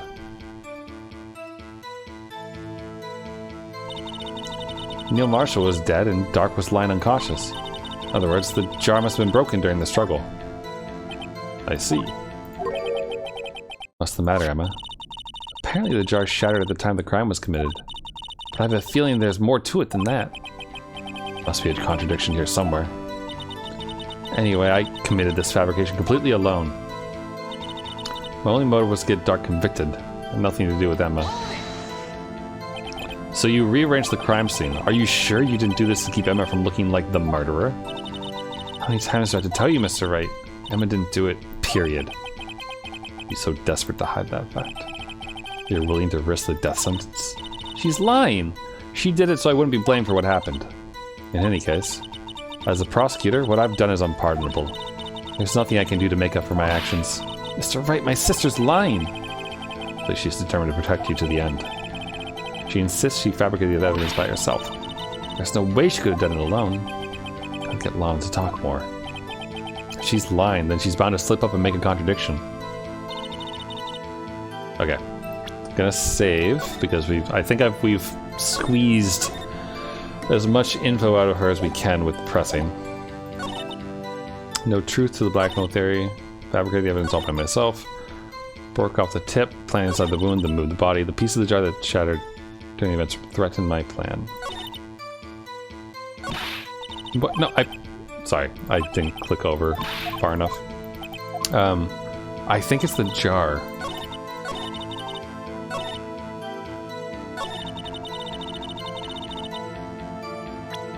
Like, if they were shattered, then how could it have been, like, you couldn't write Emma on that. Miss Sky, I understand how you feel. You committed that crime 2 years ago to protect your sister. You mean the forger at the scene where Neil Marshall was murdered? If that truth were to be exposed now, the past 2 years of your life will have been in vain. Even so, I'm compelled to bring to everyone's attention a significant contradiction within your testimony. A contradiction in my testimony? You testified, and I quote, "The pieces of the jar that shattered during the events threatened my plan." That's right. You have a problem with that? It's a simple oversight, really. You see, a message was written on this jar with the victim's blood. Yes, the prosecutor must have written in his final moments. Exactly so. And this is where the contradiction lies. In order for the victim to be able to write his message on the jar, it must not yet have been broken before he died. He couldn't have written Emma's name on a shattered jar. Order! Order! Your Honor, it would appear more information is needed in regard to this jar and its bloody message. We may be missing something critical here. Something critical. Chief Prosecutor? It seems you're as in the dark as we are, but the truth towards which we're headed. What? Just tell us exactly what you saw. We'll piece together the information to arrive at the truth. Very well. The witness may now continue her testimony.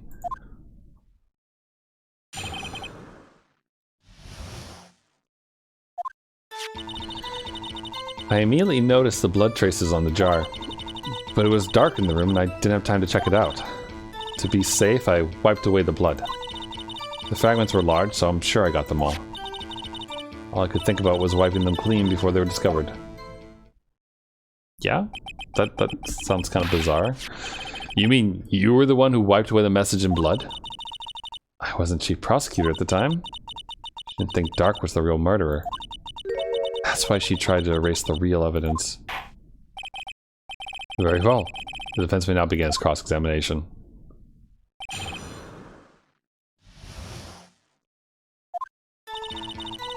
Alright. Save.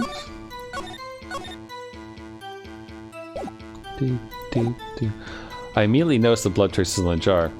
Yeah, those traces you didn't mention last time. So the jar was already broken. It's a miracle that thing hadn't broken earlier. It certainly looks as feeble as the defense's case. Not as feeble as the judge's judgment. You were an ace detective who never missed a detail. Do you really expect us to believe you didn't investigate what was written on the jar pieces? Normally I would have. But it was dark in the room and I didn't have time to check it out. So you didn't know your sister's name was written on the jar? No. If I had known, I would have gathered all the pieces and ground them to dust. Well, that helps my case. Lana, you do that for me? Seems you two might make up yet. Anyway, I just barely had enough time to move the body as it was. If someone happened upon the scene, you'd lose your chance to erase the evidence. You must have been in a hurry. I was. I knew I had to destroy the evidence before anyone came. This is rather shocking. To be safe, I wiped away the blood. I'm afraid this action of yours reveals what really happened. What do you mean? If you really thought Dark killed Prosecutor Marshall, you wouldn't have wiped away the blood. What else could I have done in that situation? Lana. Only had a few moments. There wasn't enough time for me to do anything else but gather up the pieces. The fragments were large, so I'm sure I got them all. But you didn't, because we found one. But how could you see with the power out? It should have been pitch black in that office. Detective is always prepared, Mr. Wright. Even now I always carry a pocket light and a camera with me. Even I carry a bottle of emergency luminol wherever I go. I never miss anything. I got every last piece. Contradiction. All I could think about was wiping them clean before they were discovered. Yeah, why is that? So you illegally rearranged the crime scene? Yes, I don't have an excuse for my actions. So sorry, Lana, I didn't know. I treated you so badly all this time. It's not too late. There's still plenty of time to make up. After we've gotten to the bottom of this incident. No doubt this day will leave a permanent stain on the history of the prosecutor's office. More contradictions have surfaced in her testimony. Your sister really is really putting up a fight. Must really care about you. Still, she's not doing this the right way. I think I finally figured out the contradictions in her testimony. There's only one final possibility that might turn everything around. How long are my streams usually? Typically, they go for 2 hours most of the time. Normally I start at 7:30 Eastern-ish, and then go for 2 hours or so, but on Friday nights, sometimes I go longer, especially if I'm in, like, the middle of going through, so I'm planning to see this one through, because I assume that I'm nearing the end to some extent. But yeah, Monday, Wednesday, Friday streams typically are, well, they've been Ace Attorney for the last couple of weeks or so. And some of those have gone long, like 3 to 4 hours occasionally. And then Tuesdays are typically shorter because I do Ring Fit for an hour and then typically a different game, or study Japanese on Tuesdays. And Thursdays I don't often stream recently because I played trivia with some people and it overlaps the time. Also, hello Drake Spartan. Too dark to see. I always carry a pen light objection. Good point. Okay, but I think this is it. Final fragment found in Chief Gant's safe. Miss Sky, I believe this jar conceals a truth even you were unaware of. What? We found the final piece of this jar in Chief Gant's safe. In the Chief's safe? But how? I knew it. She really didn't know. There's something even more disturbing about that final piece. There was still blood on it.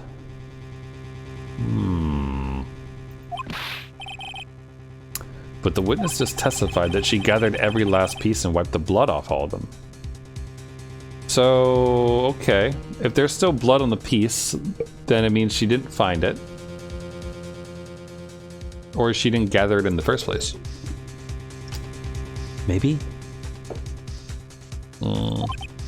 Yes, which leaves us with only one explanation. On the night Prosecutor Marshall was murdered, you were not the first one to show up on the scene. What am I drinking now? Does it actually show up nicely? It's, oh wait, well, it's backwards. Hold on. Transform, flip horizontal.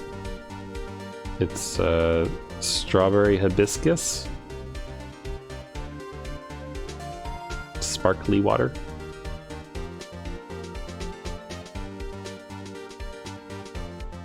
I also have some very lukewarm tea. Room temperature tea.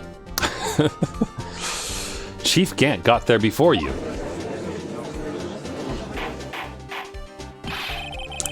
But couldn't the defendant have simply missed a piece? I'm afraid that's unlikely. The pieces are too big for anyone to miss, let alone an ace detective. That may well be, but everyone makes mistakes. Even I once wasted an entire day looking for my dentures. They were in my mouth all along. Can you believe that? Yes. Have you forgotten, Your Honor? When this witness arrived at the scene, the jar was already broken. Oh, that. There's no way a name could have been written on a shattered jar. Another person discovered the scene prior to the witness. I hope you're not implying this person was Chief Gant. At the time, he was looking for Dark downstairs. Besides, even if he was there first, why would he break the jar? The question is, if he did arrive there first, why did he hide that fact for 2 years? Well, Your Honor, can you answer us that?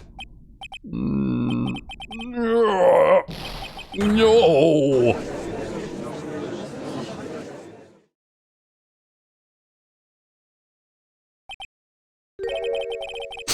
Wait, I'm not the one on trial here. Damon Gant arrived at the crime scene prior to the witness. He proceeded to break the jar and purposefully hid one of the broken pieces. Question: what is this action called? Fabrication of evidence. But why would Chief Gant do that? In light of what happened afterwards, isn't it clear? What happened afterwards? Discovering the scene, Lana Skye believed her sister Emma killed the victim. Determined to help her sister, she sought Gant's aid. Lending her his aid, Gant helped her create evidence that incriminated Dark, sparing Emma, and therein lies the reason. The reason why Miss Skye became the Chief's puppet. Jeez. Summon your persona while you're at it, why don't you? No, I did it on my own. Please, sis, stop trying to protect the Chief. I can't watch you suffer anymore for my sake. No, you didn't. It wasn't you, Emma. You didn't kill anyone. Don't believe anything Mr. Wright says. Defense attorneys make up the most foul lies to defend their clients. Foul lies. Imagine that coming from my own client. Guess you do seem like the type who likes to twist the truth. From where do these people keep saying this shit? We're like the best defense attorney on the freaking planet at this point. We're going like, what, like 4-0 on like successful defenses and like bringing the truth to light? Why does no one have faith in our spiky-haired, suited man? What if we're still smack dab in the middle of Gant's trap? Is something wrong, Mr. Wright? Lana may be right after all. What do you mean, right? You do tell foul lies then, Mr. Wright? Okay, he's gotten better, okay? Like he's blundered through, but he's learning. Miss Sky, please testify once more. But if evidence was fabricated behind your back, then Emma's accidental killing of Prosecutor Marshall might also be a lie. But I do remember knocking over Mr. Marshall. Miss Sky, if you will. I can't. There's nothing to be afraid of anymore. This cross-examination may change a thing. However, there's a possibility that it will, if you tell the truth. Very well. I'll testify about what I really saw. Alright. The witness may testify once more, for the final time. So much lying. Actual crime scene. When I arrived, I found Mr. Marshall's body impaled on that suit of armor's sword. Emma and Dark were lying unconscious on the floor nearby. When I saw what had happened, I thought she did it. That's why I erased all the evidence that linked her to the murder. Had Chief Gant help me remove the body from the sword and carry it. But if it all really was a fabrication, Emma might be innocent. Yeah, right? Like, there's been a number of times throughout the cases where it's like, I made it up! Let me tell you something totally different. And it's like, believable. The body was impaled on the armor's sword? You were the only one who saw that. If only you had proof. Actually, I do have proof. I gave it to Mr. Wright just this morning. What? To me? The picture I took of the crime scene as I encountered it. Thought it might be needed. Wait, the book? I remember receiving a picture like that? Where's that damn book? Is it on the back of the book? Like, where is it? Lana must have known. See, Mr. Wright? She really does have faith in you. Anime court. We find your waifu guilty. Can you imagine the number of cases of unfaithfulness that would go through anime court? Of like, seasonal nerds being unfaithful to their waifus? Every 3 months, new case. Very well, Mr. Wright. Please present this picture. I don't remember receiving any pictures from Lana. Lana said she gave it to you this morning, right? I seem to remember getting something from her then. Let's check that evidence again. There must be a picture in there somewhere. I love this freaking duck.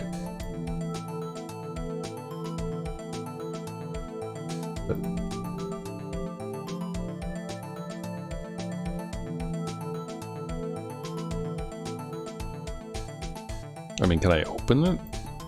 Oh, there we go.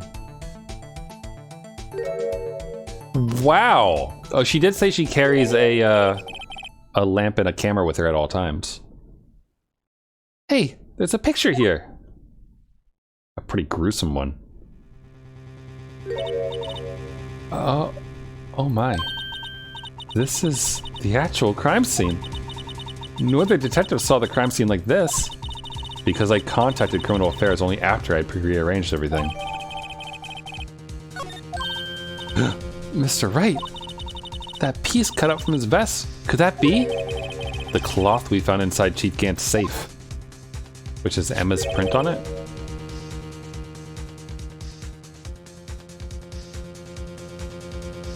Ah. I think it has her print on it because Gant probably like knocked her out and then put her hand on it.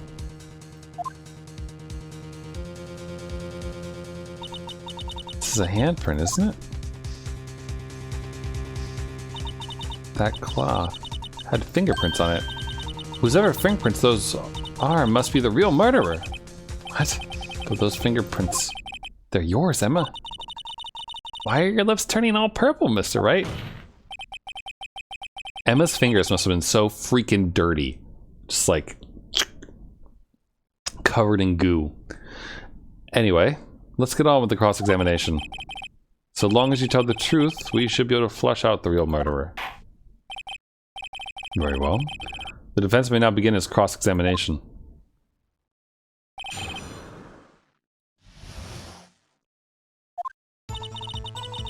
When I arrived, I found Miss... Excuse you, you don't have the right to testify anymore. Come now, Aji. This is the poorest excuse for a trial I've ever seen. Chief Gant. What? Now you want to make me out as the bad guy too? If so, I'd like to put in a word or two in my defense. I'm afraid it's too late for that. What? You already declined to testify. That means you forfeited your right to make statements of any sort. This must be that risk we were talking about earlier.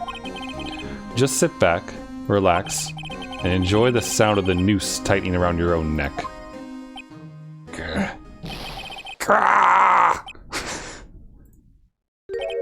Ah, so what? You think I'm worried? Sorry to disappoint you, but I don't need to make any statements. What do you mean?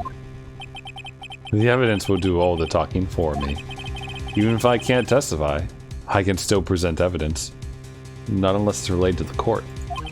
And has the approval of the police. Yes, that's true. Wait, you mean you still have some conclusive evidence? No, I don't. But someone does. Someone. Oh. Oh. We can't present that cloth because it doesn't have police approval?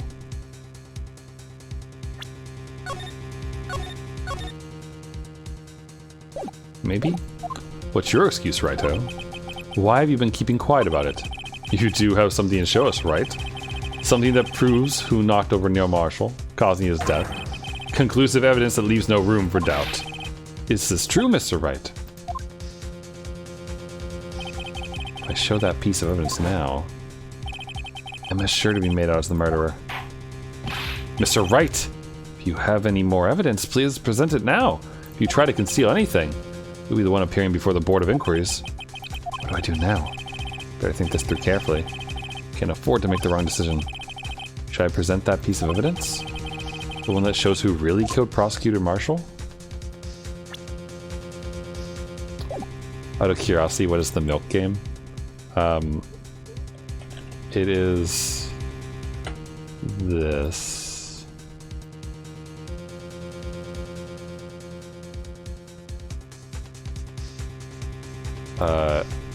This very strange milk inside a bag of milk, inside a bag of milk, inside a bag of milk, outside a bag of milk? Is this like bizarre, weird horror game thing? That's like $8 or something like that. On it came out on Switch recently. I think it's on Steam as well. You have questions?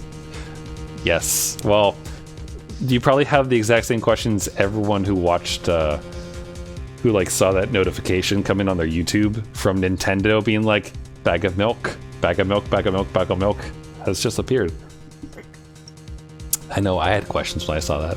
And then I asked my friend who's like super into horror games and he was like, oh yeah, that's a good one. I'm like, what do you mean that's a good one? Before, I haven't done it for the last week or so, but over on my chair back there, there's a bunch of ties because I was wearing like a nice dress shirt and tie while playing this, and so the sub goal originally was buy a new tie because I was running out, and then and then I decided to change it to the bag of milk one instead. I can't show evidence. Your Honor, I don't have any evidence I can present at this point in time. What? You lie! You can't. You opened my safe! I know you took what was inside. The conclusive evidence! I don't know what you're talking about. Mr. Wright, why don't you show them? We found it together. Oh, I see. It's because you know the truth, don't you? You know whose fingerprints are on it. That's why you won't present it.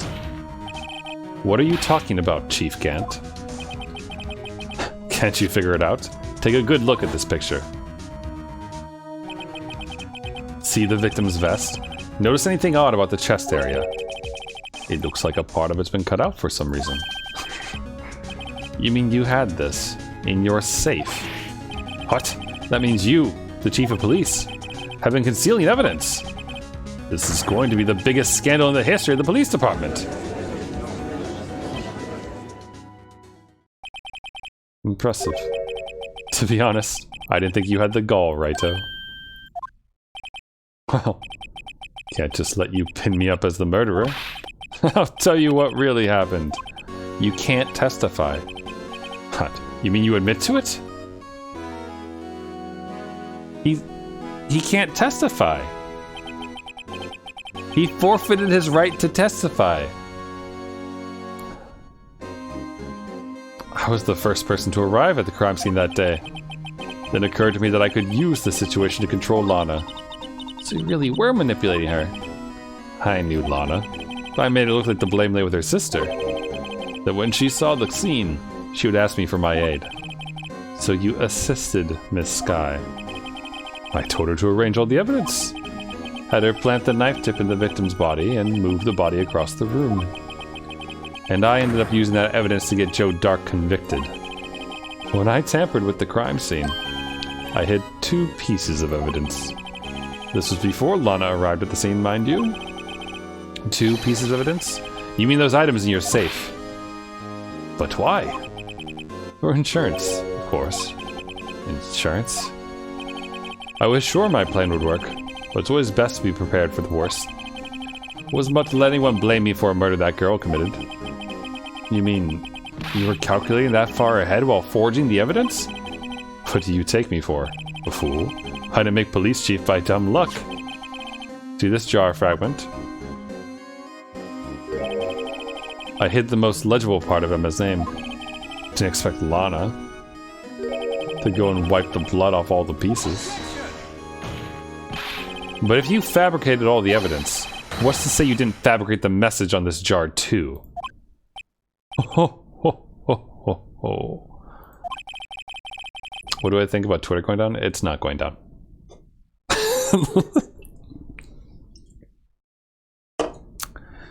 It's not going down anywhere.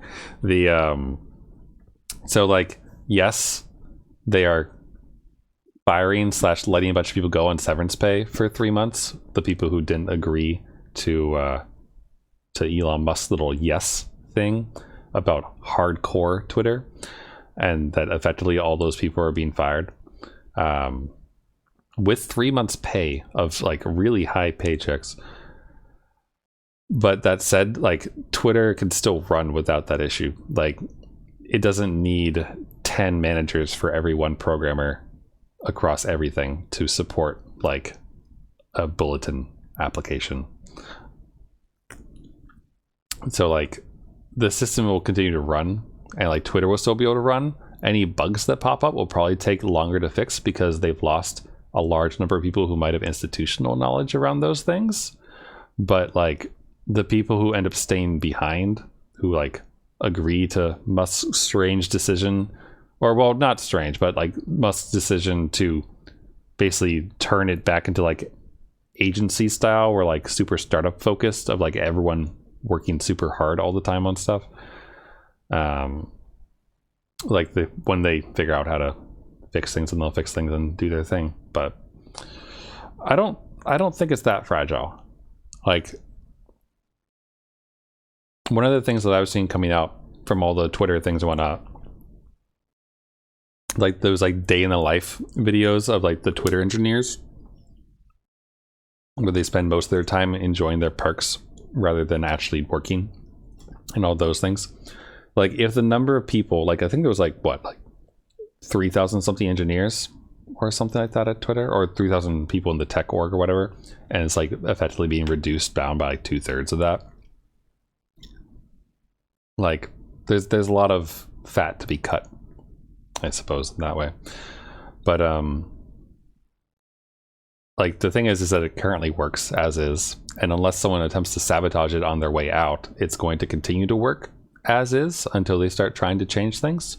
And if you leave behind only the people who are actually like hardcore, as Sir Douchebag calls them, then you're going to end up with a lot of people who are really dedicated and focused on making sure that the right thing goes out first, that's actually tested and QA'd before it rolls out. So I imagine that there'll probably be a hiccup here or there, but like overall and over a period of time, that like it will shift to whatever the hell Musk wants it to be, I guess. Whether or not that's a good thing or not, I don't know. And if Twitter dies, it will probably die on the back of like a bad Elon Musk idea, more so than like any kind of like weird stuff of it falling out because a bunch of engineers left. That's my rough take on it anyway right now. So for like all the people like making the rip Twitter hash like trend and everything like that, I have no idea what they're talking about. And like all the emails that are coming out that are being like leaked, which one, not a great idea around like Musk in particular, because at Tesla and SpaceX, he's done things before in the past where like the emails they send out have like purposeful spelling mistakes or like letters missing or those things. Basically like a personalized email for everyone, which means that like if a journalist takes that email verbatim and posts it up somewhere, they can tell who the leaker was, which means they can instantly get rid of said leaker. Because, you know, apparently when you are a megalomaniac who likes to fire everyone in order to cut down on bloat and whatnot, you figure out effective ways to figure out who is leaking things and who you should definitely be firing. So I don't know if he's like sitting like while he tweets his little shit posts out and like laughing maniacally about things, but you know, I personally really don't like Elon Musk, not because of Twitter stuff. I don't. The interviews that I've seen with him in the past, like I watched his Joe Rogan one before, the one with his like infamous weed smoking thing, and he is such an asshole. Like, and so full of shit. And then like all this like publicity around him recently, and like all the various like, you know, haters, I suppose, coming out from every angle and not like showing things. It's like, oh, he doesn't actually have a degree in physics. He has a degree in economics from like the University of Pennsylvania or one of those things or something like that. But he's like lied for over a decade about having one in physics and like helped secure funding with said lie. He'd make for a good Ace Attorney case, I suppose. That'd be fun. But like, yeah, I don't think Twitter's going to go down anytime soon. And if it does go down, it will be a very slow death, and something will have to rise in its place to actually like render the same types of services that it does, because it's not. While I might use it for shit posting primarily and to follow like artists and those kind of things, Twitter is used by like emergency services and like during floods and those things, like people use it to let people know where they are, as well as like I think one of its original uses back in the day was the like journalists reporting out of like dangerous places in like the Middle East or in Egypt and those types of things could use Twitter securely, I suppose, to like let people know what was going on without like running the risk of stuff. So something has to replace it on that front, I suppose, but no idea what. That said, if he keeps the lights on, removes a bunch of bloat, and somehow manages to pay a bill of $4 million a month to keep like Twitter going with his ads and those things. Or, sorry, no, not $4 million a month, $4 million a day, I think is the cost of Twitter. I think I saw that posted somewhere. $4 million a month is how much revenue he would get, or that he will get from the Twitter Blue checkmark crap. Like $8 a month or whatever from all the people, which only covers a single day. So it will be a slow burn is my expectation if it does burn down, but I don't really expect it to do so. We'll see. I'm not gonna say I'll be happy to be proven wrong, but I will continue to be intrigued by watching the dumpster fire that is that entire situation play out, I suppose. Sorry, that was a very long answer to the question. But I don't know, the all the hot takes, I suppose, on Twitter itself around like people being like, oh, everything's on fire, everything's going down, when I don't think it's that clear cut. I guess I think there's a lot of nuance around that and a lot of different like angles to read from it on, and I still think he's a giant asshole. So whether or not he's like right in removing people who don't actually do their jobs or not, but like I'm assuming based on like some of those videos and those things and just what I know about engineering life in general, about perks and that kind of thing, I think he's mismanaging the crap out of it. I think he should definitely be less. Well, I think that the thing is that he's being very vocal about it and like very, very like laissez-faire, I suppose. Like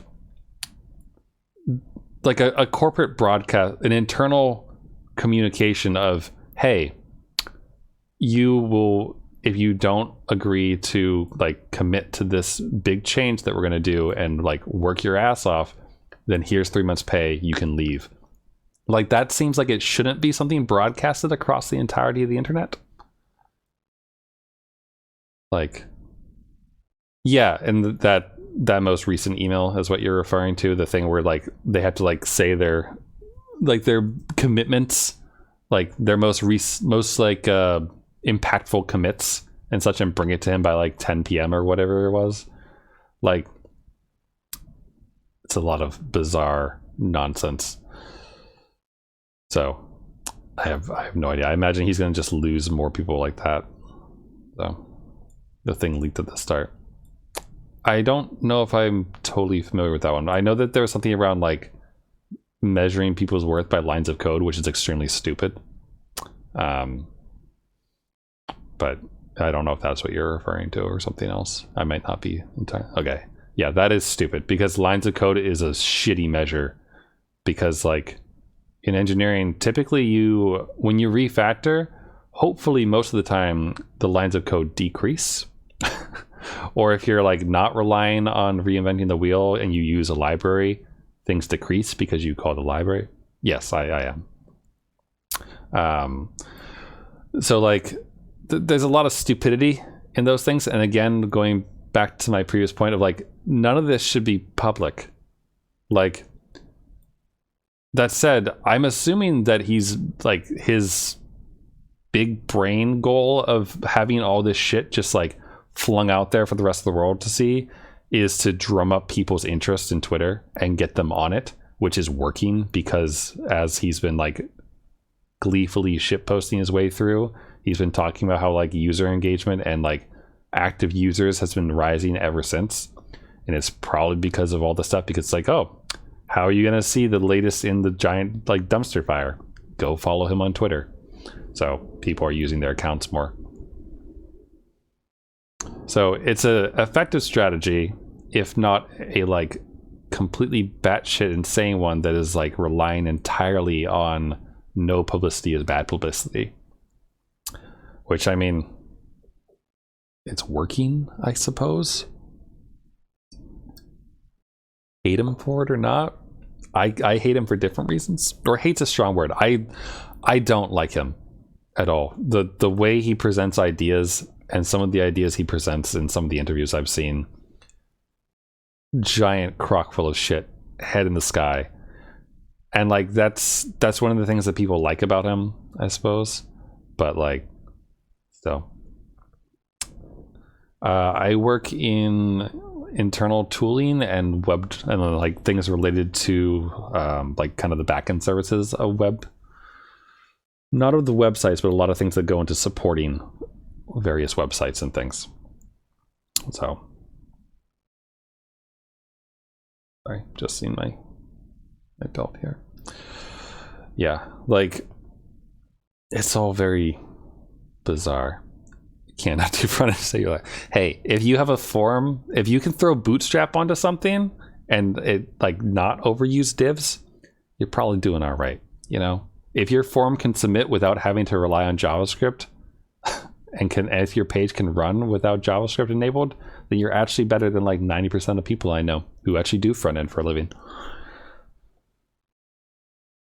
Because front end is hard.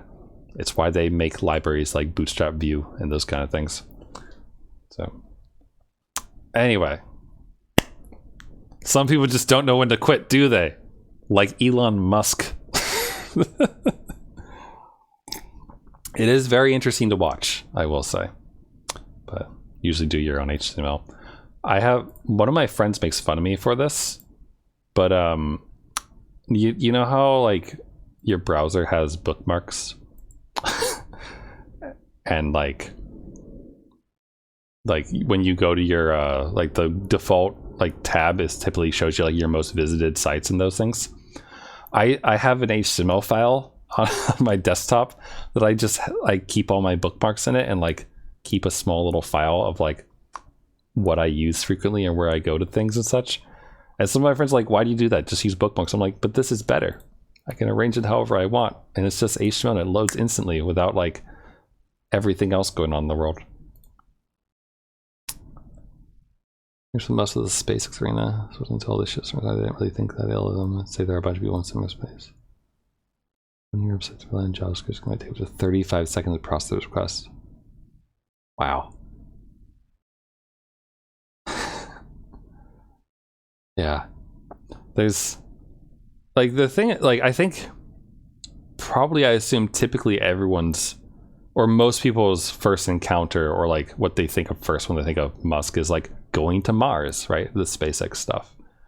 And not really like guy who had a stake in PayPal, right? And made a shit ton of money off of like investing and like basically lying his way up through getting investments and other stuff. And like he definitely has like big ideas. I'll give him that. But also like the big ideas are just as big as his ego, and it really doesn't make him likable. I don't know. Oh, right, and Tesla. A lot of people I know really like him because of the Tesla stuff, because they're like, oh, electric cars are the future. And like he's hoping to save the earth because he's like pushing that forward. And it's like Tesla sells carbon credits. And like they sell, it's like I might get this wrong because I'm not super familiar with it, but like the government pays Tesla because it makes like environmentally friendly vehicles. The government pays him or pays Tesla, the company, in carbon credits. Then oil companies and other companies that pollute buy the credits because you're allowed to do this for some fucking reason.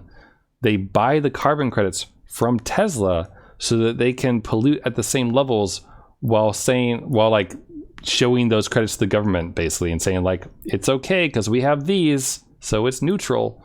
Like the whole system is so fucking stupid.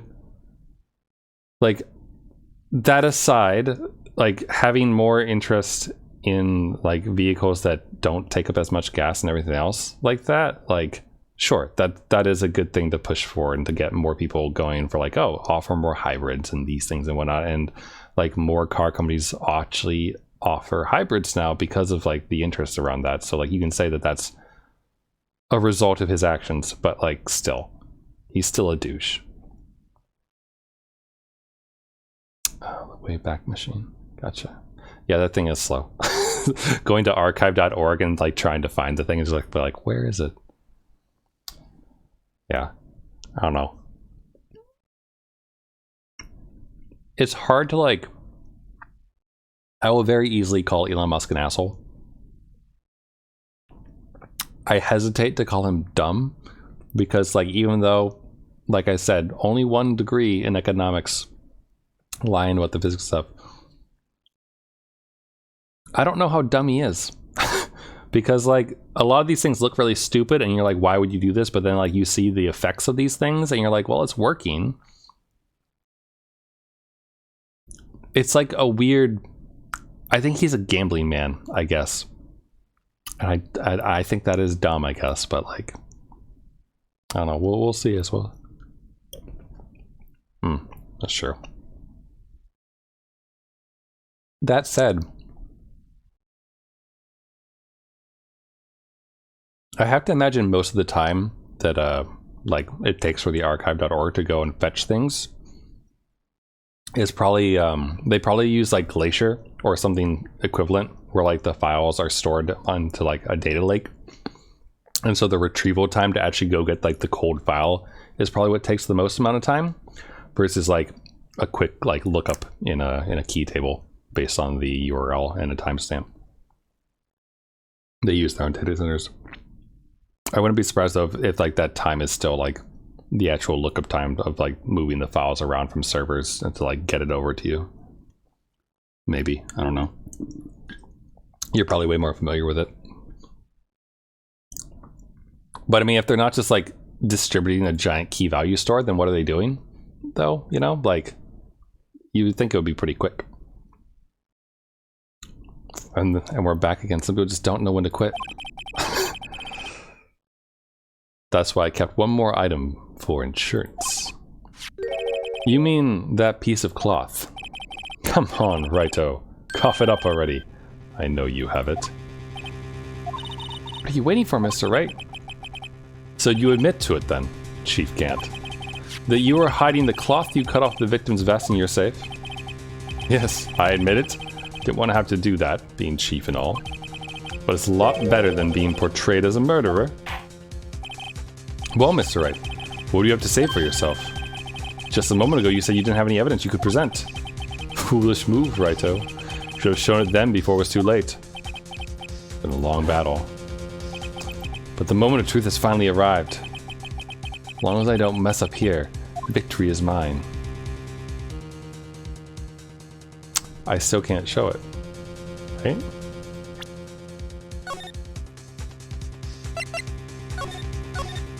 Or can I? This is why she gave us the book.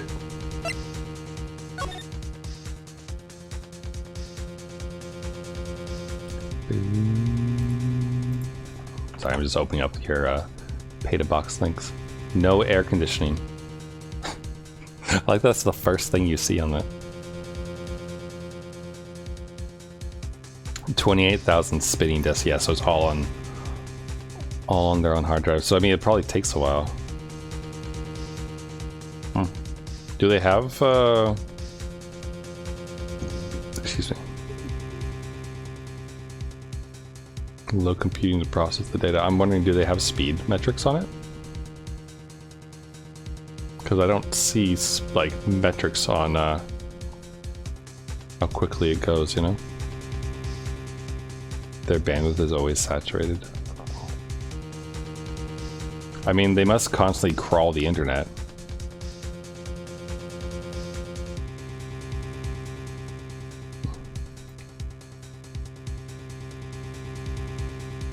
Sorry, I'm clicking on the wrong thing. So, no evidence shall be shown without the approval of the police department. Do we have the police department's approval to show this evidence? Because I think we don't, right? Unregistered evidence presented must be relevant to the case of the trial. So, like, the second rule means that even if you don't have approval, if it's relevant to the case, then you can show it. So, I mean, it's definitely relevant to the case.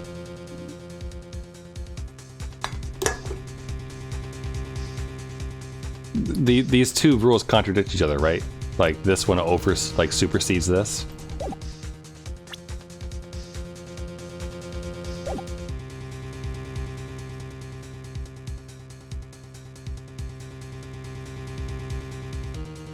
I mean, now I can show evidence because it's related.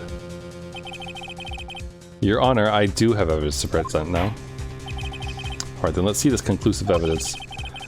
The evidence that shows who actually murdered Prosecutor Marshall.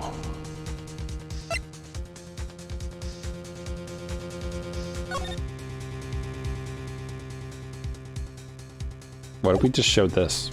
Be like, who else could have foisted him up onto it?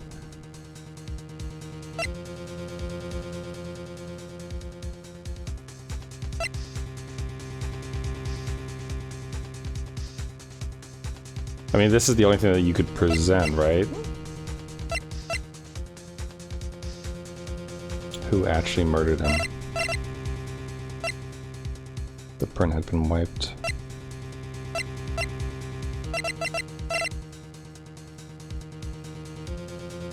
Muffler. Victim's memo found in the car trunk.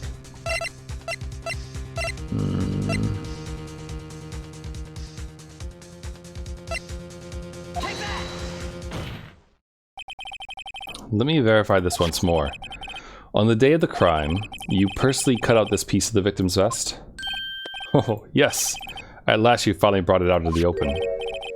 There's a handprint on this piece of cloth. Your Honor, the prosecution requests that be immediately sent to the lab for analysis. This handprint on the leather. There must have been a strong impact for it to be left so clearly. You mean? It could not have been forged. It must be authentic, conclusive evidence. Why, you don't like MS Paint? MS Paint is great. Oh. You're as slow on the uptake as ever, Worthy. What? Think about it. Wright had all this time to present this evidence. Yet he was reluctant to do so. Why would that be? You mean you already know? You know whose fingerprints are on that? Mr. Wright, do you really know? Whoever the fingerprints belong to must be the real murderer. Whose fingerprints are they? Very well. I'll tell you.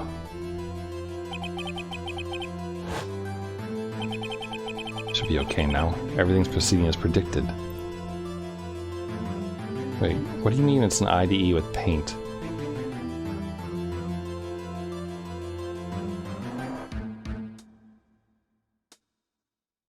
What do you mean? How do you use paint? Alright, hold on, I'm looking at this demo. You use the text editor and paint. Sorry, I'm clicking through the video they have on here. Why would you do this?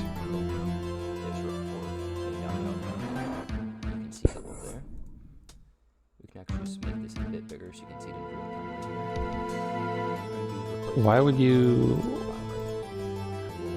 Wow, it supports highlighting, very nice. Why the fuck? Man, why don't you just use the real man's compiler at that point? The C compiler that says yes or no? Or wait, it doesn't even say yes, I think it just says no.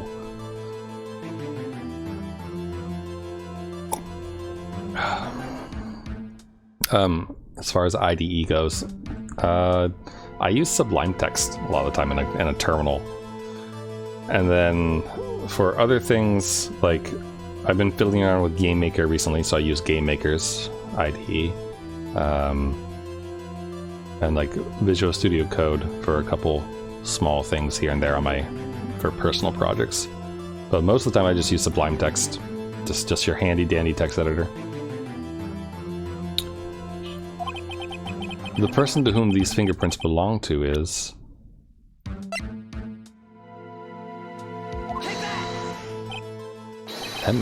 Emma Sky. I used Vim. I used Vim, like Vim with the plugins. I think they call them something else that isn't a plugin. with plugins before for some Scala stuff, which is fun. Emacs is fucking awful though. I mean, just like remembering everything is like you forget it so fast. They're mine. Sorry, Emma. But why? Why didn't you tell me?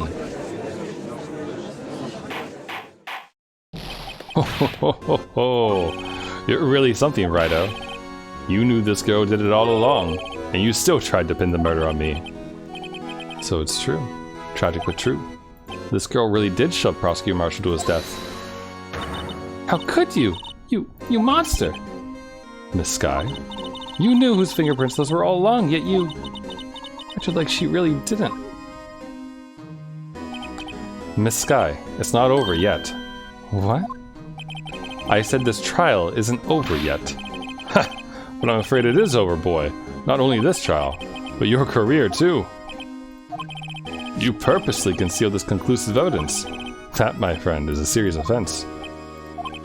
I'm looking forward to pressing charges after the defendant is convicted. I'll have your badge, boy. What's the matter? Cat got your tongue? Aren't you going to tell us how it feels? How it feels to be the one who single-handedly turned a poor little girl into a murderer. Before I do that, there's just one little thing I have to clear up. Oh, and what's that? Who really killed Prosecutor Neil Marshall? What? Chief Gant, you are absolutely right. This piece of cloth proves who the real murderer is. Who killed Neil Marshall, you ask? It was Emma Sky, wasn't it? I'm afraid that's not possible. You see, this piece of cloth contains a critical contradiction. What? A contradiction? What is this fool babbling about? I'm talking about a contradiction. One that proves who the real killer is. Mr. Wright! This piece of cloth. What could it possibly contradict? Chief Gant, your tyrannical reign ends here. Behold, the piece of evidence that contradicts this cloth. I don't fucking know.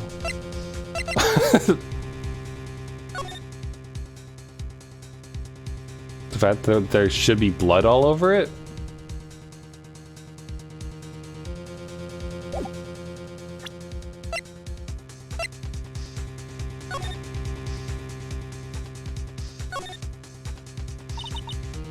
Handprint. So left behind an oil stain on the fabric. Oil stain? They must have had a really oily hand. Think about it scientifically. The person slipped and fell on a freshly waxed floor, getting wax all over their hand. Up to the amount of oil. Huh? Always slip on the floors of school after they're waxed. Okay, so that explains why she had oil on her hand.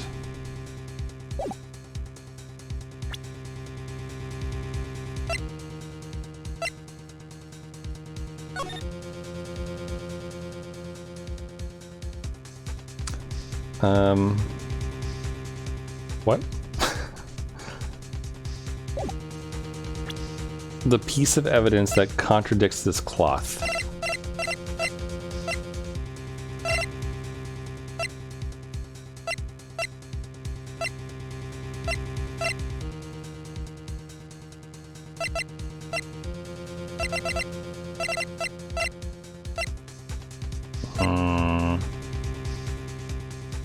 Bears her prints.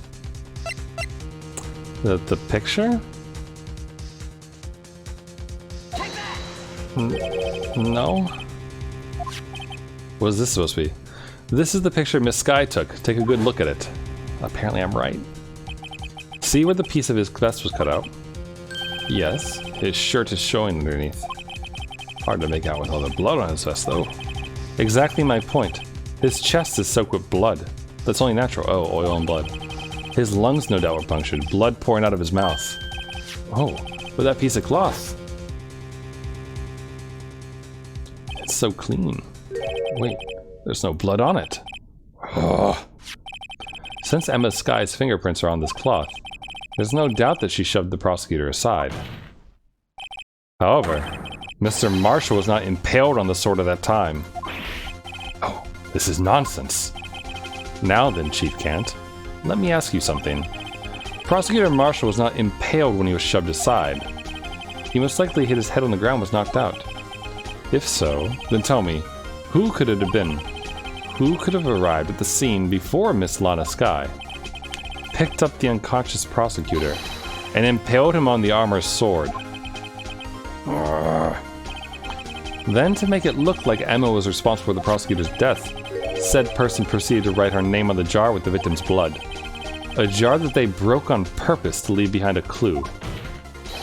And make Lana believe her sister did it. Remember what you admitted only moments ago? That you personally cut out this bloodless piece of the victim's vest. Ironic, isn't it? Through the very act of creating insurance, you proved that you were the actual murderer.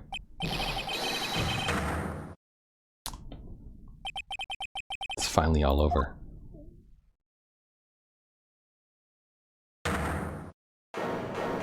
Whomst is objecting? Oh, ho, ho, ho, ho, ho. That was close, Raito. You almost had me. Sorry, but you'll have to do better than that. I refute your allegations. What do you mean you refute his allegations? You see, that piece of cloth is illegal evidence. No, it's not. It's related to the case. Order. Order. What nonsense is this? Illegal evidence cannot be used to convict a suspect. Remember, Reggie? Earlier, Alrighto here concealed that piece of cloth. You have some cool evidence. I don't have any evidence I can present at this point in time. Well, that's true. The defense did refuse to present evidence. At that moment, that piece of cloth ceased to be legal evidence. But that's not fair! Do you actually think you could best me in court? Looks like the last laugh's on you, son. Objection. Objection. Objection. No, it's not. Well, Mr. Edgeworth? True, illegal evidence cannot be used to convict a person. Assuming, of course, that the evidence is indeed illegal. Well, Mr. Wright. It seems at last. The time for me to reveal my plan has finally arrived. Mr. Wright, do you admit to it?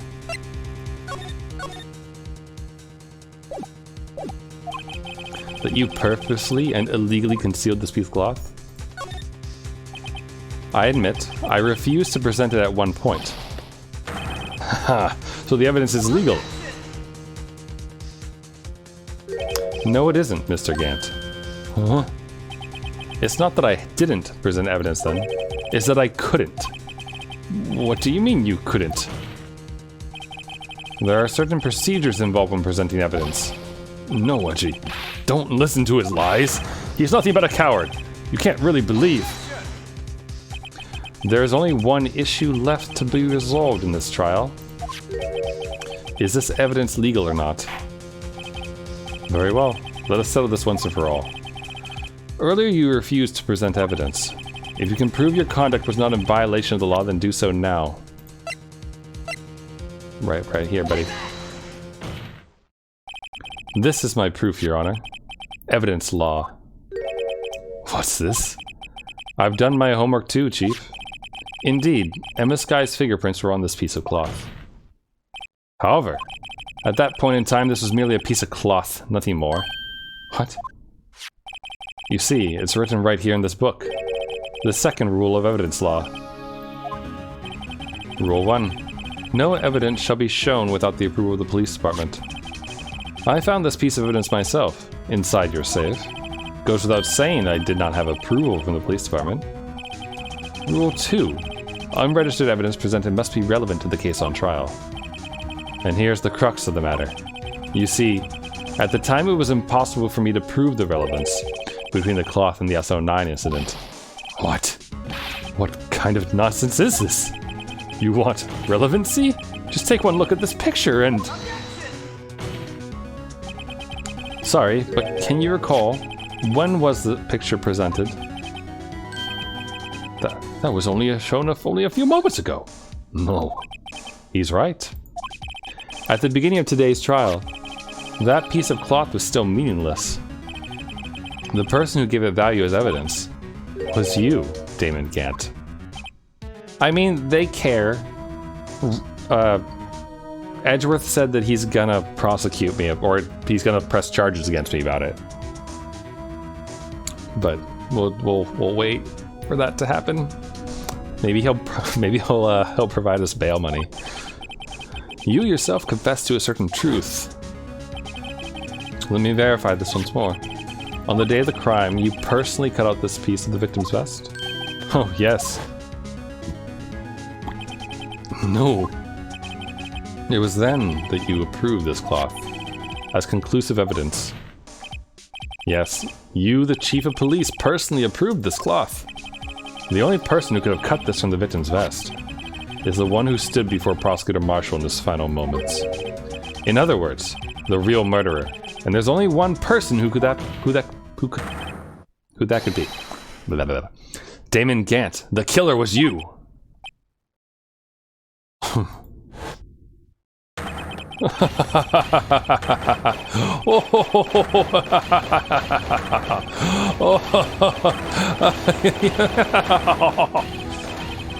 Hardy har har.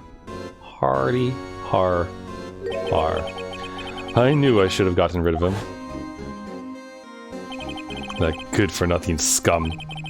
For 2 years he's been snooping around the department trying to get something on me. Crimes are being committed every day, yet he insisted on hounding me.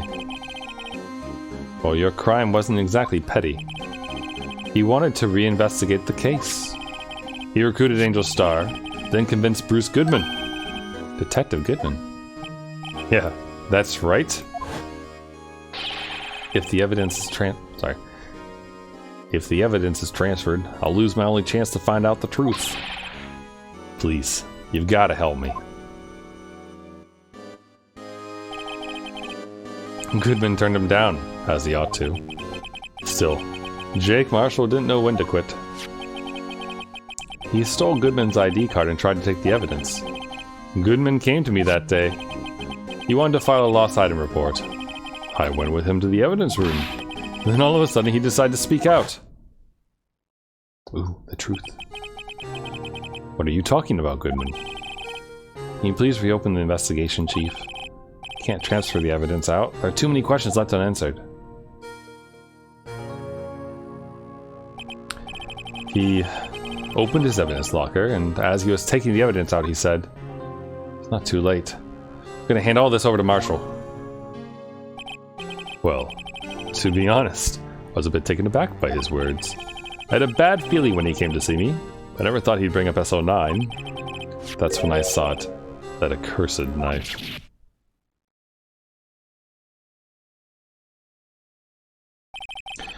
I couldn't just pull it out. That's what he said to his wife. Sorry. Doing so would have only led to more blood, making it near impossible to hide your crime. Even so, the blood was just pouring out. I didn't know who might stumble in, so I hurried to wipe it up. Pouring so much with the floor, I didn't realize my fatal mistake. The bloody handprint on Detective Gumshoe's locker. Yeah, but the stream is March mature. Banned from my own stream. Used to be known as the crime computer. But everyone has to start somewhere, I guess. I was too nervous. I had no business doing any of it. Then you put the body in my car. I'm sorry. Couldn't think of any other way to move the body. I broke your trunk? But what's the big deal? You make a lot more than us detectives ever will. Leaving the prosecution's car aside, how? How could you get Miss Skye involved in all of this? Well, she has much to lose as I did if the truth came out. So you took the evidence from Detective Goodman's locker. I felt bad for having to do it. I also didn't have the time to pick and choose what to take. So you left the jar fragments in the glove. Yeah. Looks like I was better off being an investigator of crimes than a committer. Isn't this a legal testimony? It is, actually. Yeah. I wonder if he gets off because of this. Like, because technically none of this is, like, admissible in court. Though I suppose, like, even if his testimony doesn't, like, bring it up through and whatnot, then, like, Lana could still testify to, like, being told by him to do it, which would then pin him with the murder, so I don't think he'd get out of it either way. They all did their best to get in my way. Gotta hand it to them. They do their jobs well, much to my dismay. Oh, that's fair. Fake evidence doesn't hold up very well upon close examination. You must have known that. Tell me, Worthy. Why do you stand in court? Me? You despise criminals. I can feel it. You and me, we're the same. One day you'll understand. Oh, believe me, you will. You're just one man. You'll see what it really takes to bring them down once you try to go it alone. We've already defended him from a murder charge before. We can do it again. It's fine. Well, looks like it's time to say goodbye. Oh, Aji? What? Looks like we'll have to cancel that lunch date. Sorry, old friend. I'm sorry too, Damon Gant. I knew you as you used to be, long ago. You were once a fine investigator, an example to others on the force. Sorry to learn that you are no longer that person. Those days are gone now, Aji. Thanks for all the memories, though. Don't worry, you'll be fine. Now you have Raito here, and Worthy. With these two around, you can't go wrong. In fact, I can hear them already. The melodious sounds of a new beginning. Ho, ho, ho, ho, ho. What is eloncodereview.com? Is this a shitpost? It sounds like a shitpost. Print your code for a review by Elon Musk. Why not print out your code and submit the printout by fax for review by Elon Musk personally? Beautiful. If this actually faxes to like a printer in the Twitter offices, that would be amazing. The pricing's good.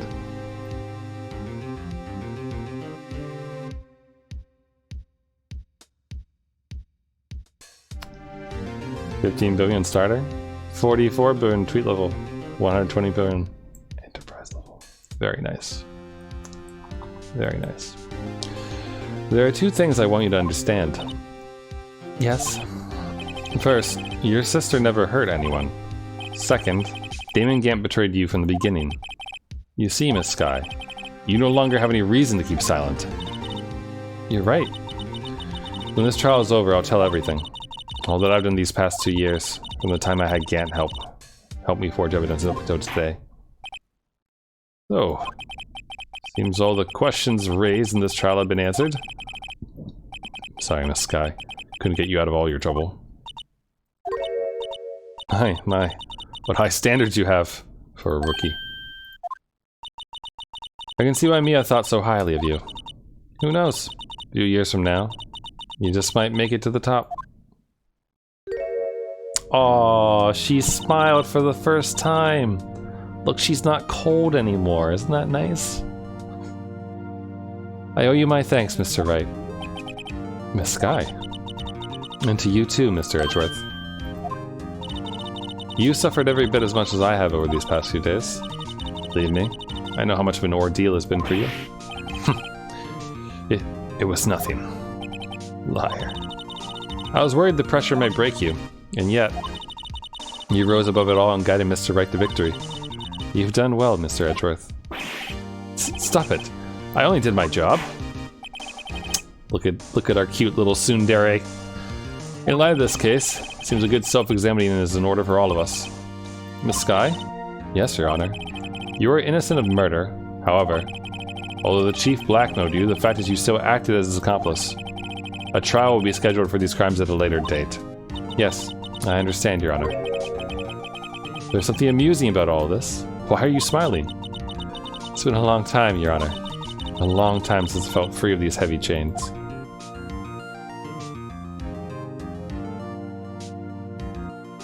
You mean that not guilty verdict, Judge? G. Terrible names. Terrible, terrible nicknames. Well, this trial has gone on far too long already. Regarding the charge of the murder, this court finds the defendant, Miss Lana Skye, not guilty. Yeah, buddy. Yeah, we did it. That is all. This court is adjourned.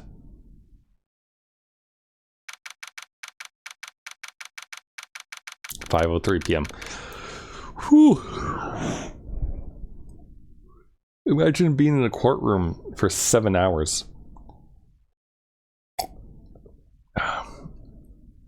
What time is it there? As in where I currently am? 11 p.m. I'm on Eastern time. At long last, it's finally over. Emma? Why the long face? I'm sorry your sister didn't get completely off the hook, but at least she wasn't convicted for murder she didn't commit. Oh, Ontario. Nice. I'm in one of the states that borders Canada. That's not it. Just now after the trial ended. You can see why Mia Fey thought so highly of you. Maybe my thanks, Mr. Wright. Actually, I saw some Canadians today. I was at a cafe and I heard French while I was enjoying my lunch and like looked up and I was like, ah. To you too, Mr. Griff. Suffered every bit as much as I have over these past few days. And I know they were Canadian because they told the cashier. You've done well.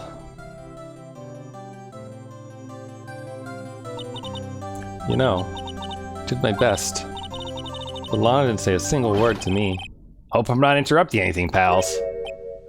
Do you have a gift from Lana to Emma? Oh, guess I am. I'll come back later. Wait, Detective Gumshoe. What is it? You're doing this on purpose, aren't you? Making a detective run around, all around while on duty. And to top it off, you call me here, seeing people happier at funerals. Hey, lighten up, pals. I'm only kidding. Oh. Are you here because of my sister again? Nope. Not this time. Oh god, I don't speak French.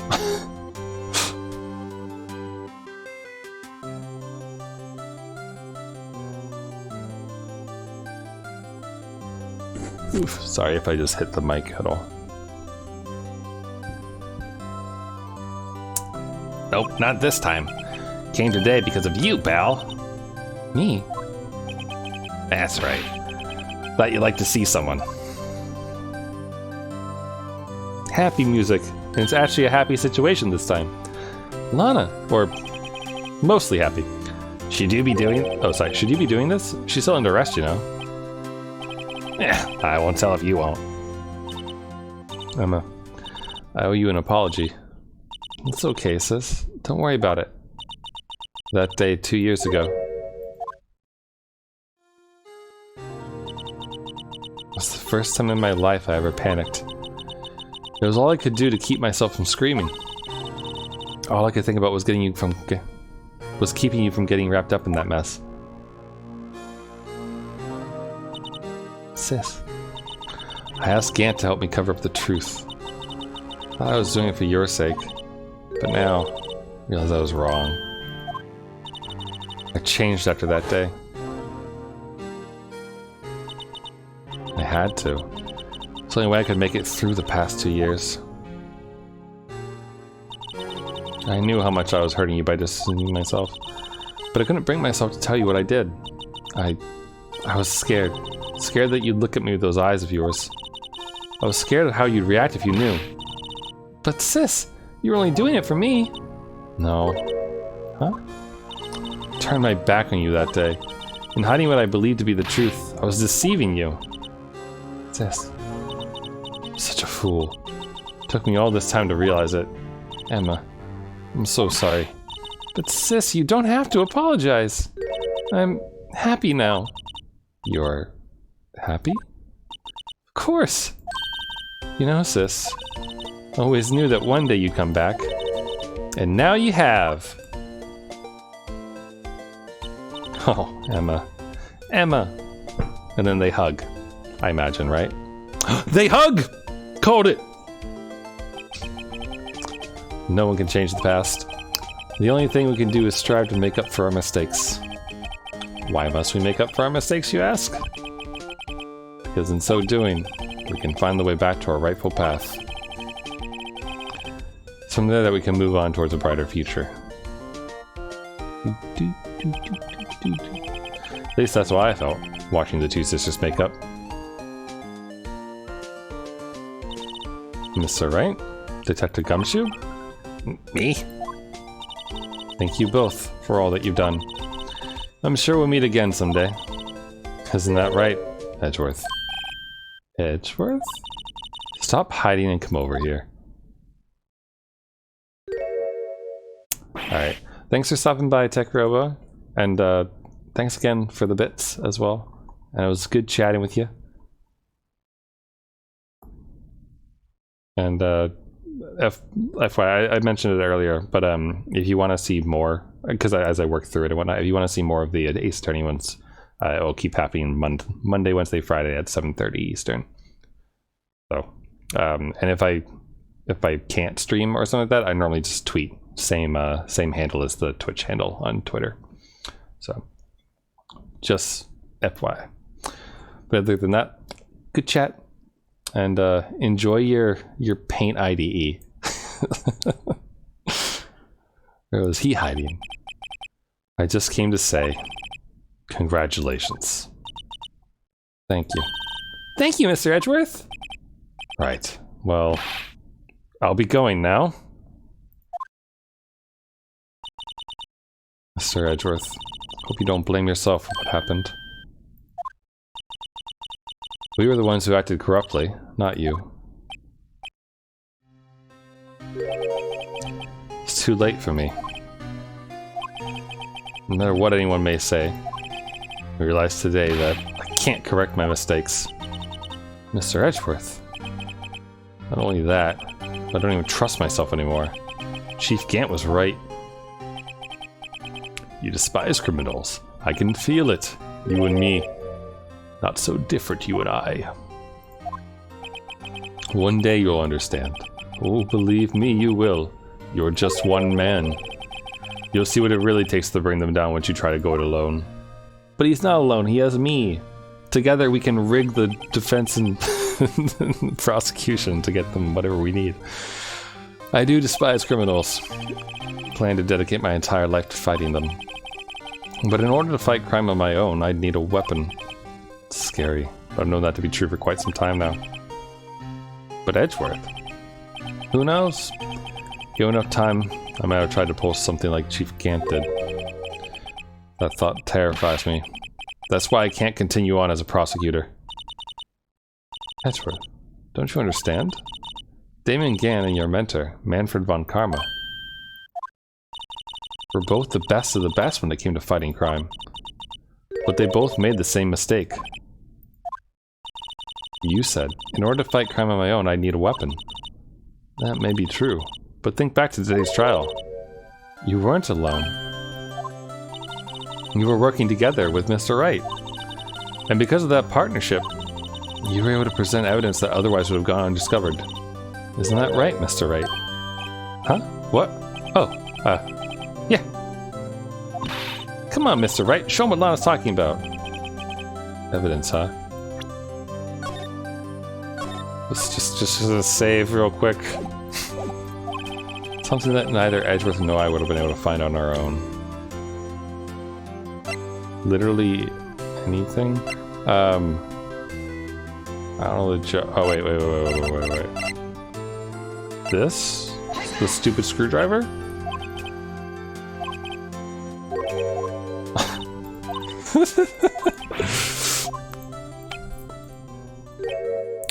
Oh no!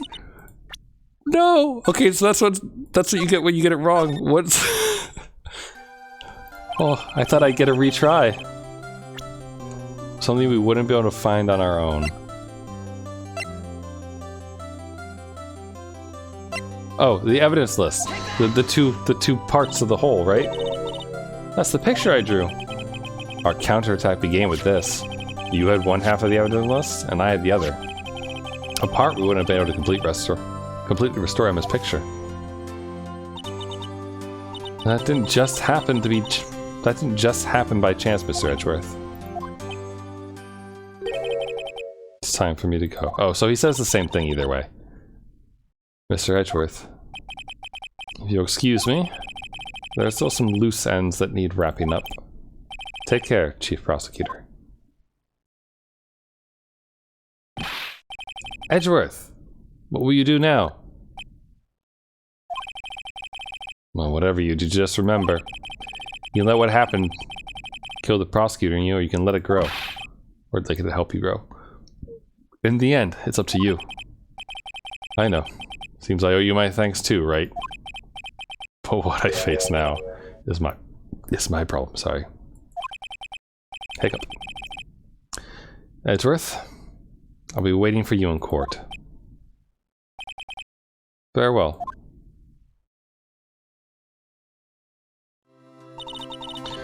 I better be going too. Okay. Probably by to visit soon. Seems we both have a lot to learn and catching up to do. Here. This is a little something for you. Scientific investigation? The first book I ever bought. Study it well. Thanks, sis. I will.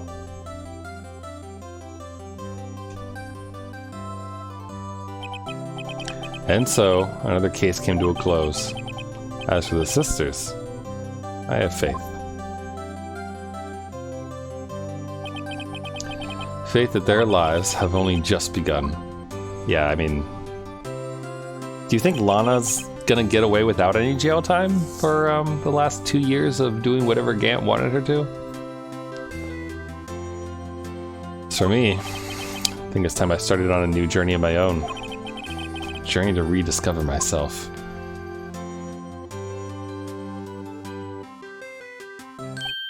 Well, don't go trekking off just yet, pal. Huh? What is it, detective?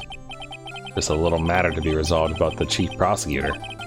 See, she isn't supposed to be out of jail like this. But I thought you said it was okay. Yeah, well, maybe okay with me. The folks at the prison are a different story. Huh? Basically, I had to bribe a guard in order to sneak her out for 30 minutes. Believe me, it wasn't cheap either. Huh? Way to go, detective. I know you had a wild side. Yeah, well, you see, Mr. Wright here's the one who will be footing the bill. Huh? Huh? What? You think I could afford it with my salary? You gotta be kidding me, pal. Huh? Thank you, Mr. Wright. You're the best. Why is it I suddenly feel like I want to scream? Hey, I got an idea. Why don't we all go pay it off together? Yeah, that's a great idea. Come on, guys. Let's go. That's fantastic. the final objection. Oh, that's good.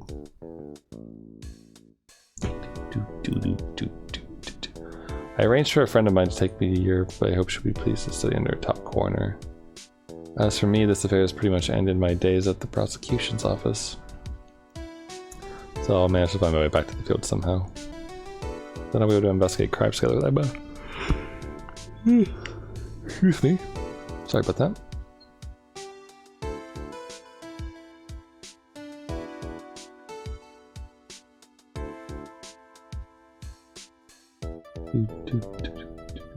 So yeah, we're getting credit, so this is the end of the first game, I guess.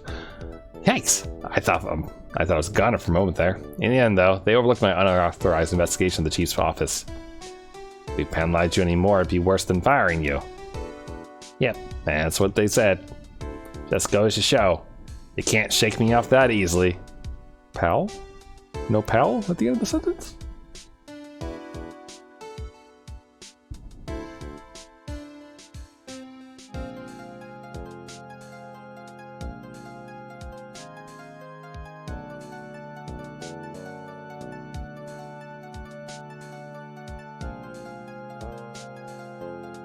Hey, Meekins. The University's got the manager to here, Billy. Can you believe it? Been demoted to a security guard. My partner's keeping an eye on the entrance for me today. I'll show them, though. Someday I'm going to make detective.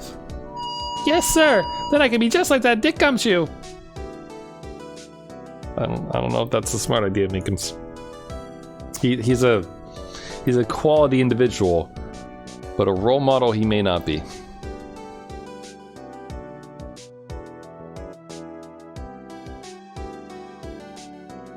Fucking blue badger. No, make it go away. It still has that handprint on it too, which is really, really bothering me that wasn't evidence for anything. Oh, it's dead. Do do do do do do do.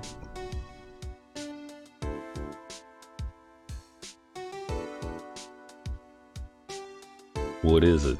Can't you see I'm having me a showdown with a steak lunch partner? Miss Star managed to sneak this into me. Seeing one of the guards, it seems. Well, cowboy, looks like you did it. You even gained Bambina back her smile. Can you make sure Billy and the gang get their water? You got it, Marshall.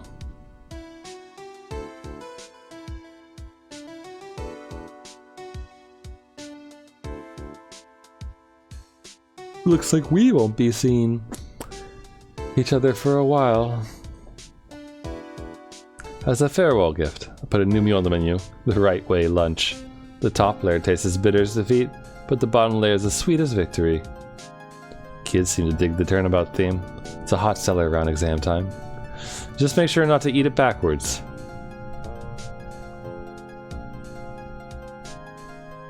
It's like a Kit Kat, but different. Or Katsudon.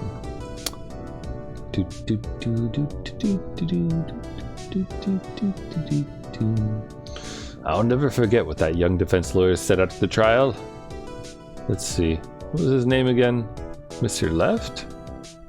Anyway, he said he's been doing something or other for how many years?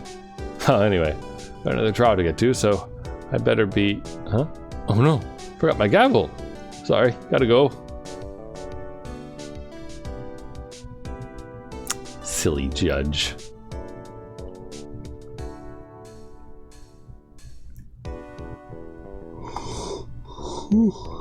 Excuse me. Sorry, I keep yawning. Guess I'm tired. I didn't sleep particularly well last night. Like, I went to bed way too early, I think. Oh, Maya!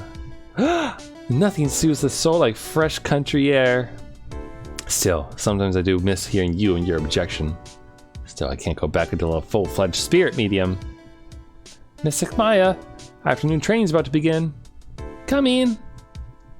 Well, see you around, Nick. Wait, did I visit her?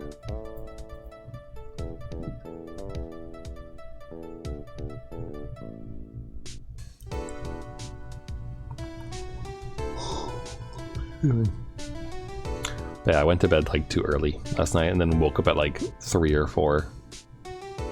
And just like didn't really get back to bed at all. So, I've been awake for a while.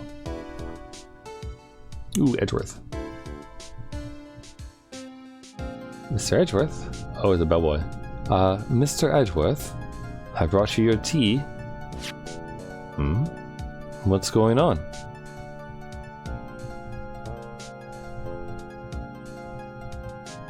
Did he get promoted to High Prosecutor? Or Chief Prosecutor, whatever the title is? Or has he been summoned to prosecute Lana for her crimes? Thanks for coming to see me off. Can't believe I'm going to Europe. Thank you, Mr. Wright. Thank you so much for everything. A little sad, but I'll be alright. Whenever I want to see Lana, all I have to do is open this book.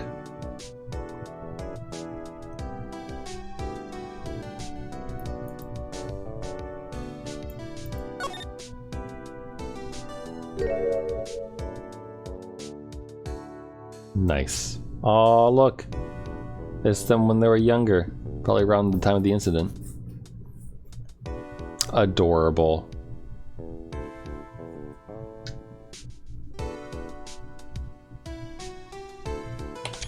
Thank you. Okay. Didn't know if I need to click on anything. Achievement unlocked, Rise from the Ashes. Cool.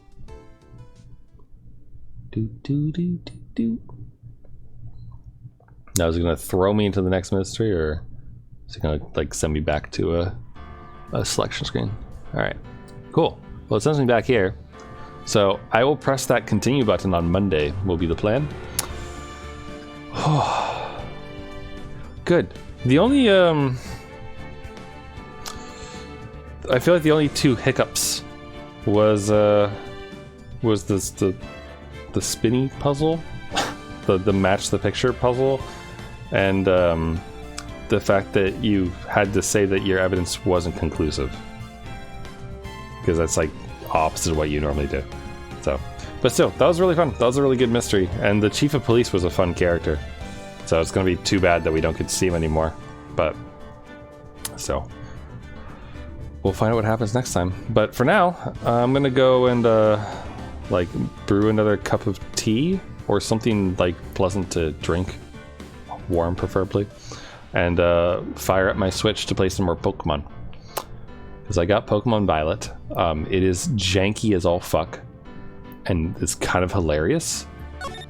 Actually, here, let me make that stop making noise, and then show you this. This is from earlier when I was playing. So, as you might be able to tell, I threw the Pokemon. Sorry, I threw the Pokeball at the bird, which triggers a battle, and then the bird couldn't get over to me until like it like let me go and like run over like that. It was really, really weird, and just like froze and got stuck. It was good. Also, this was another, this happened before that. The camera is all kinds of jank in the game, like, because it, like, this was the camera during the entire battle with this thing, because I was too close to the wall, so like the whole camera just like panned up into it. And I've had a number of occasions where it does other fun little things, like throw itself into the world. I'm having fun though, like, despite the jank and despite the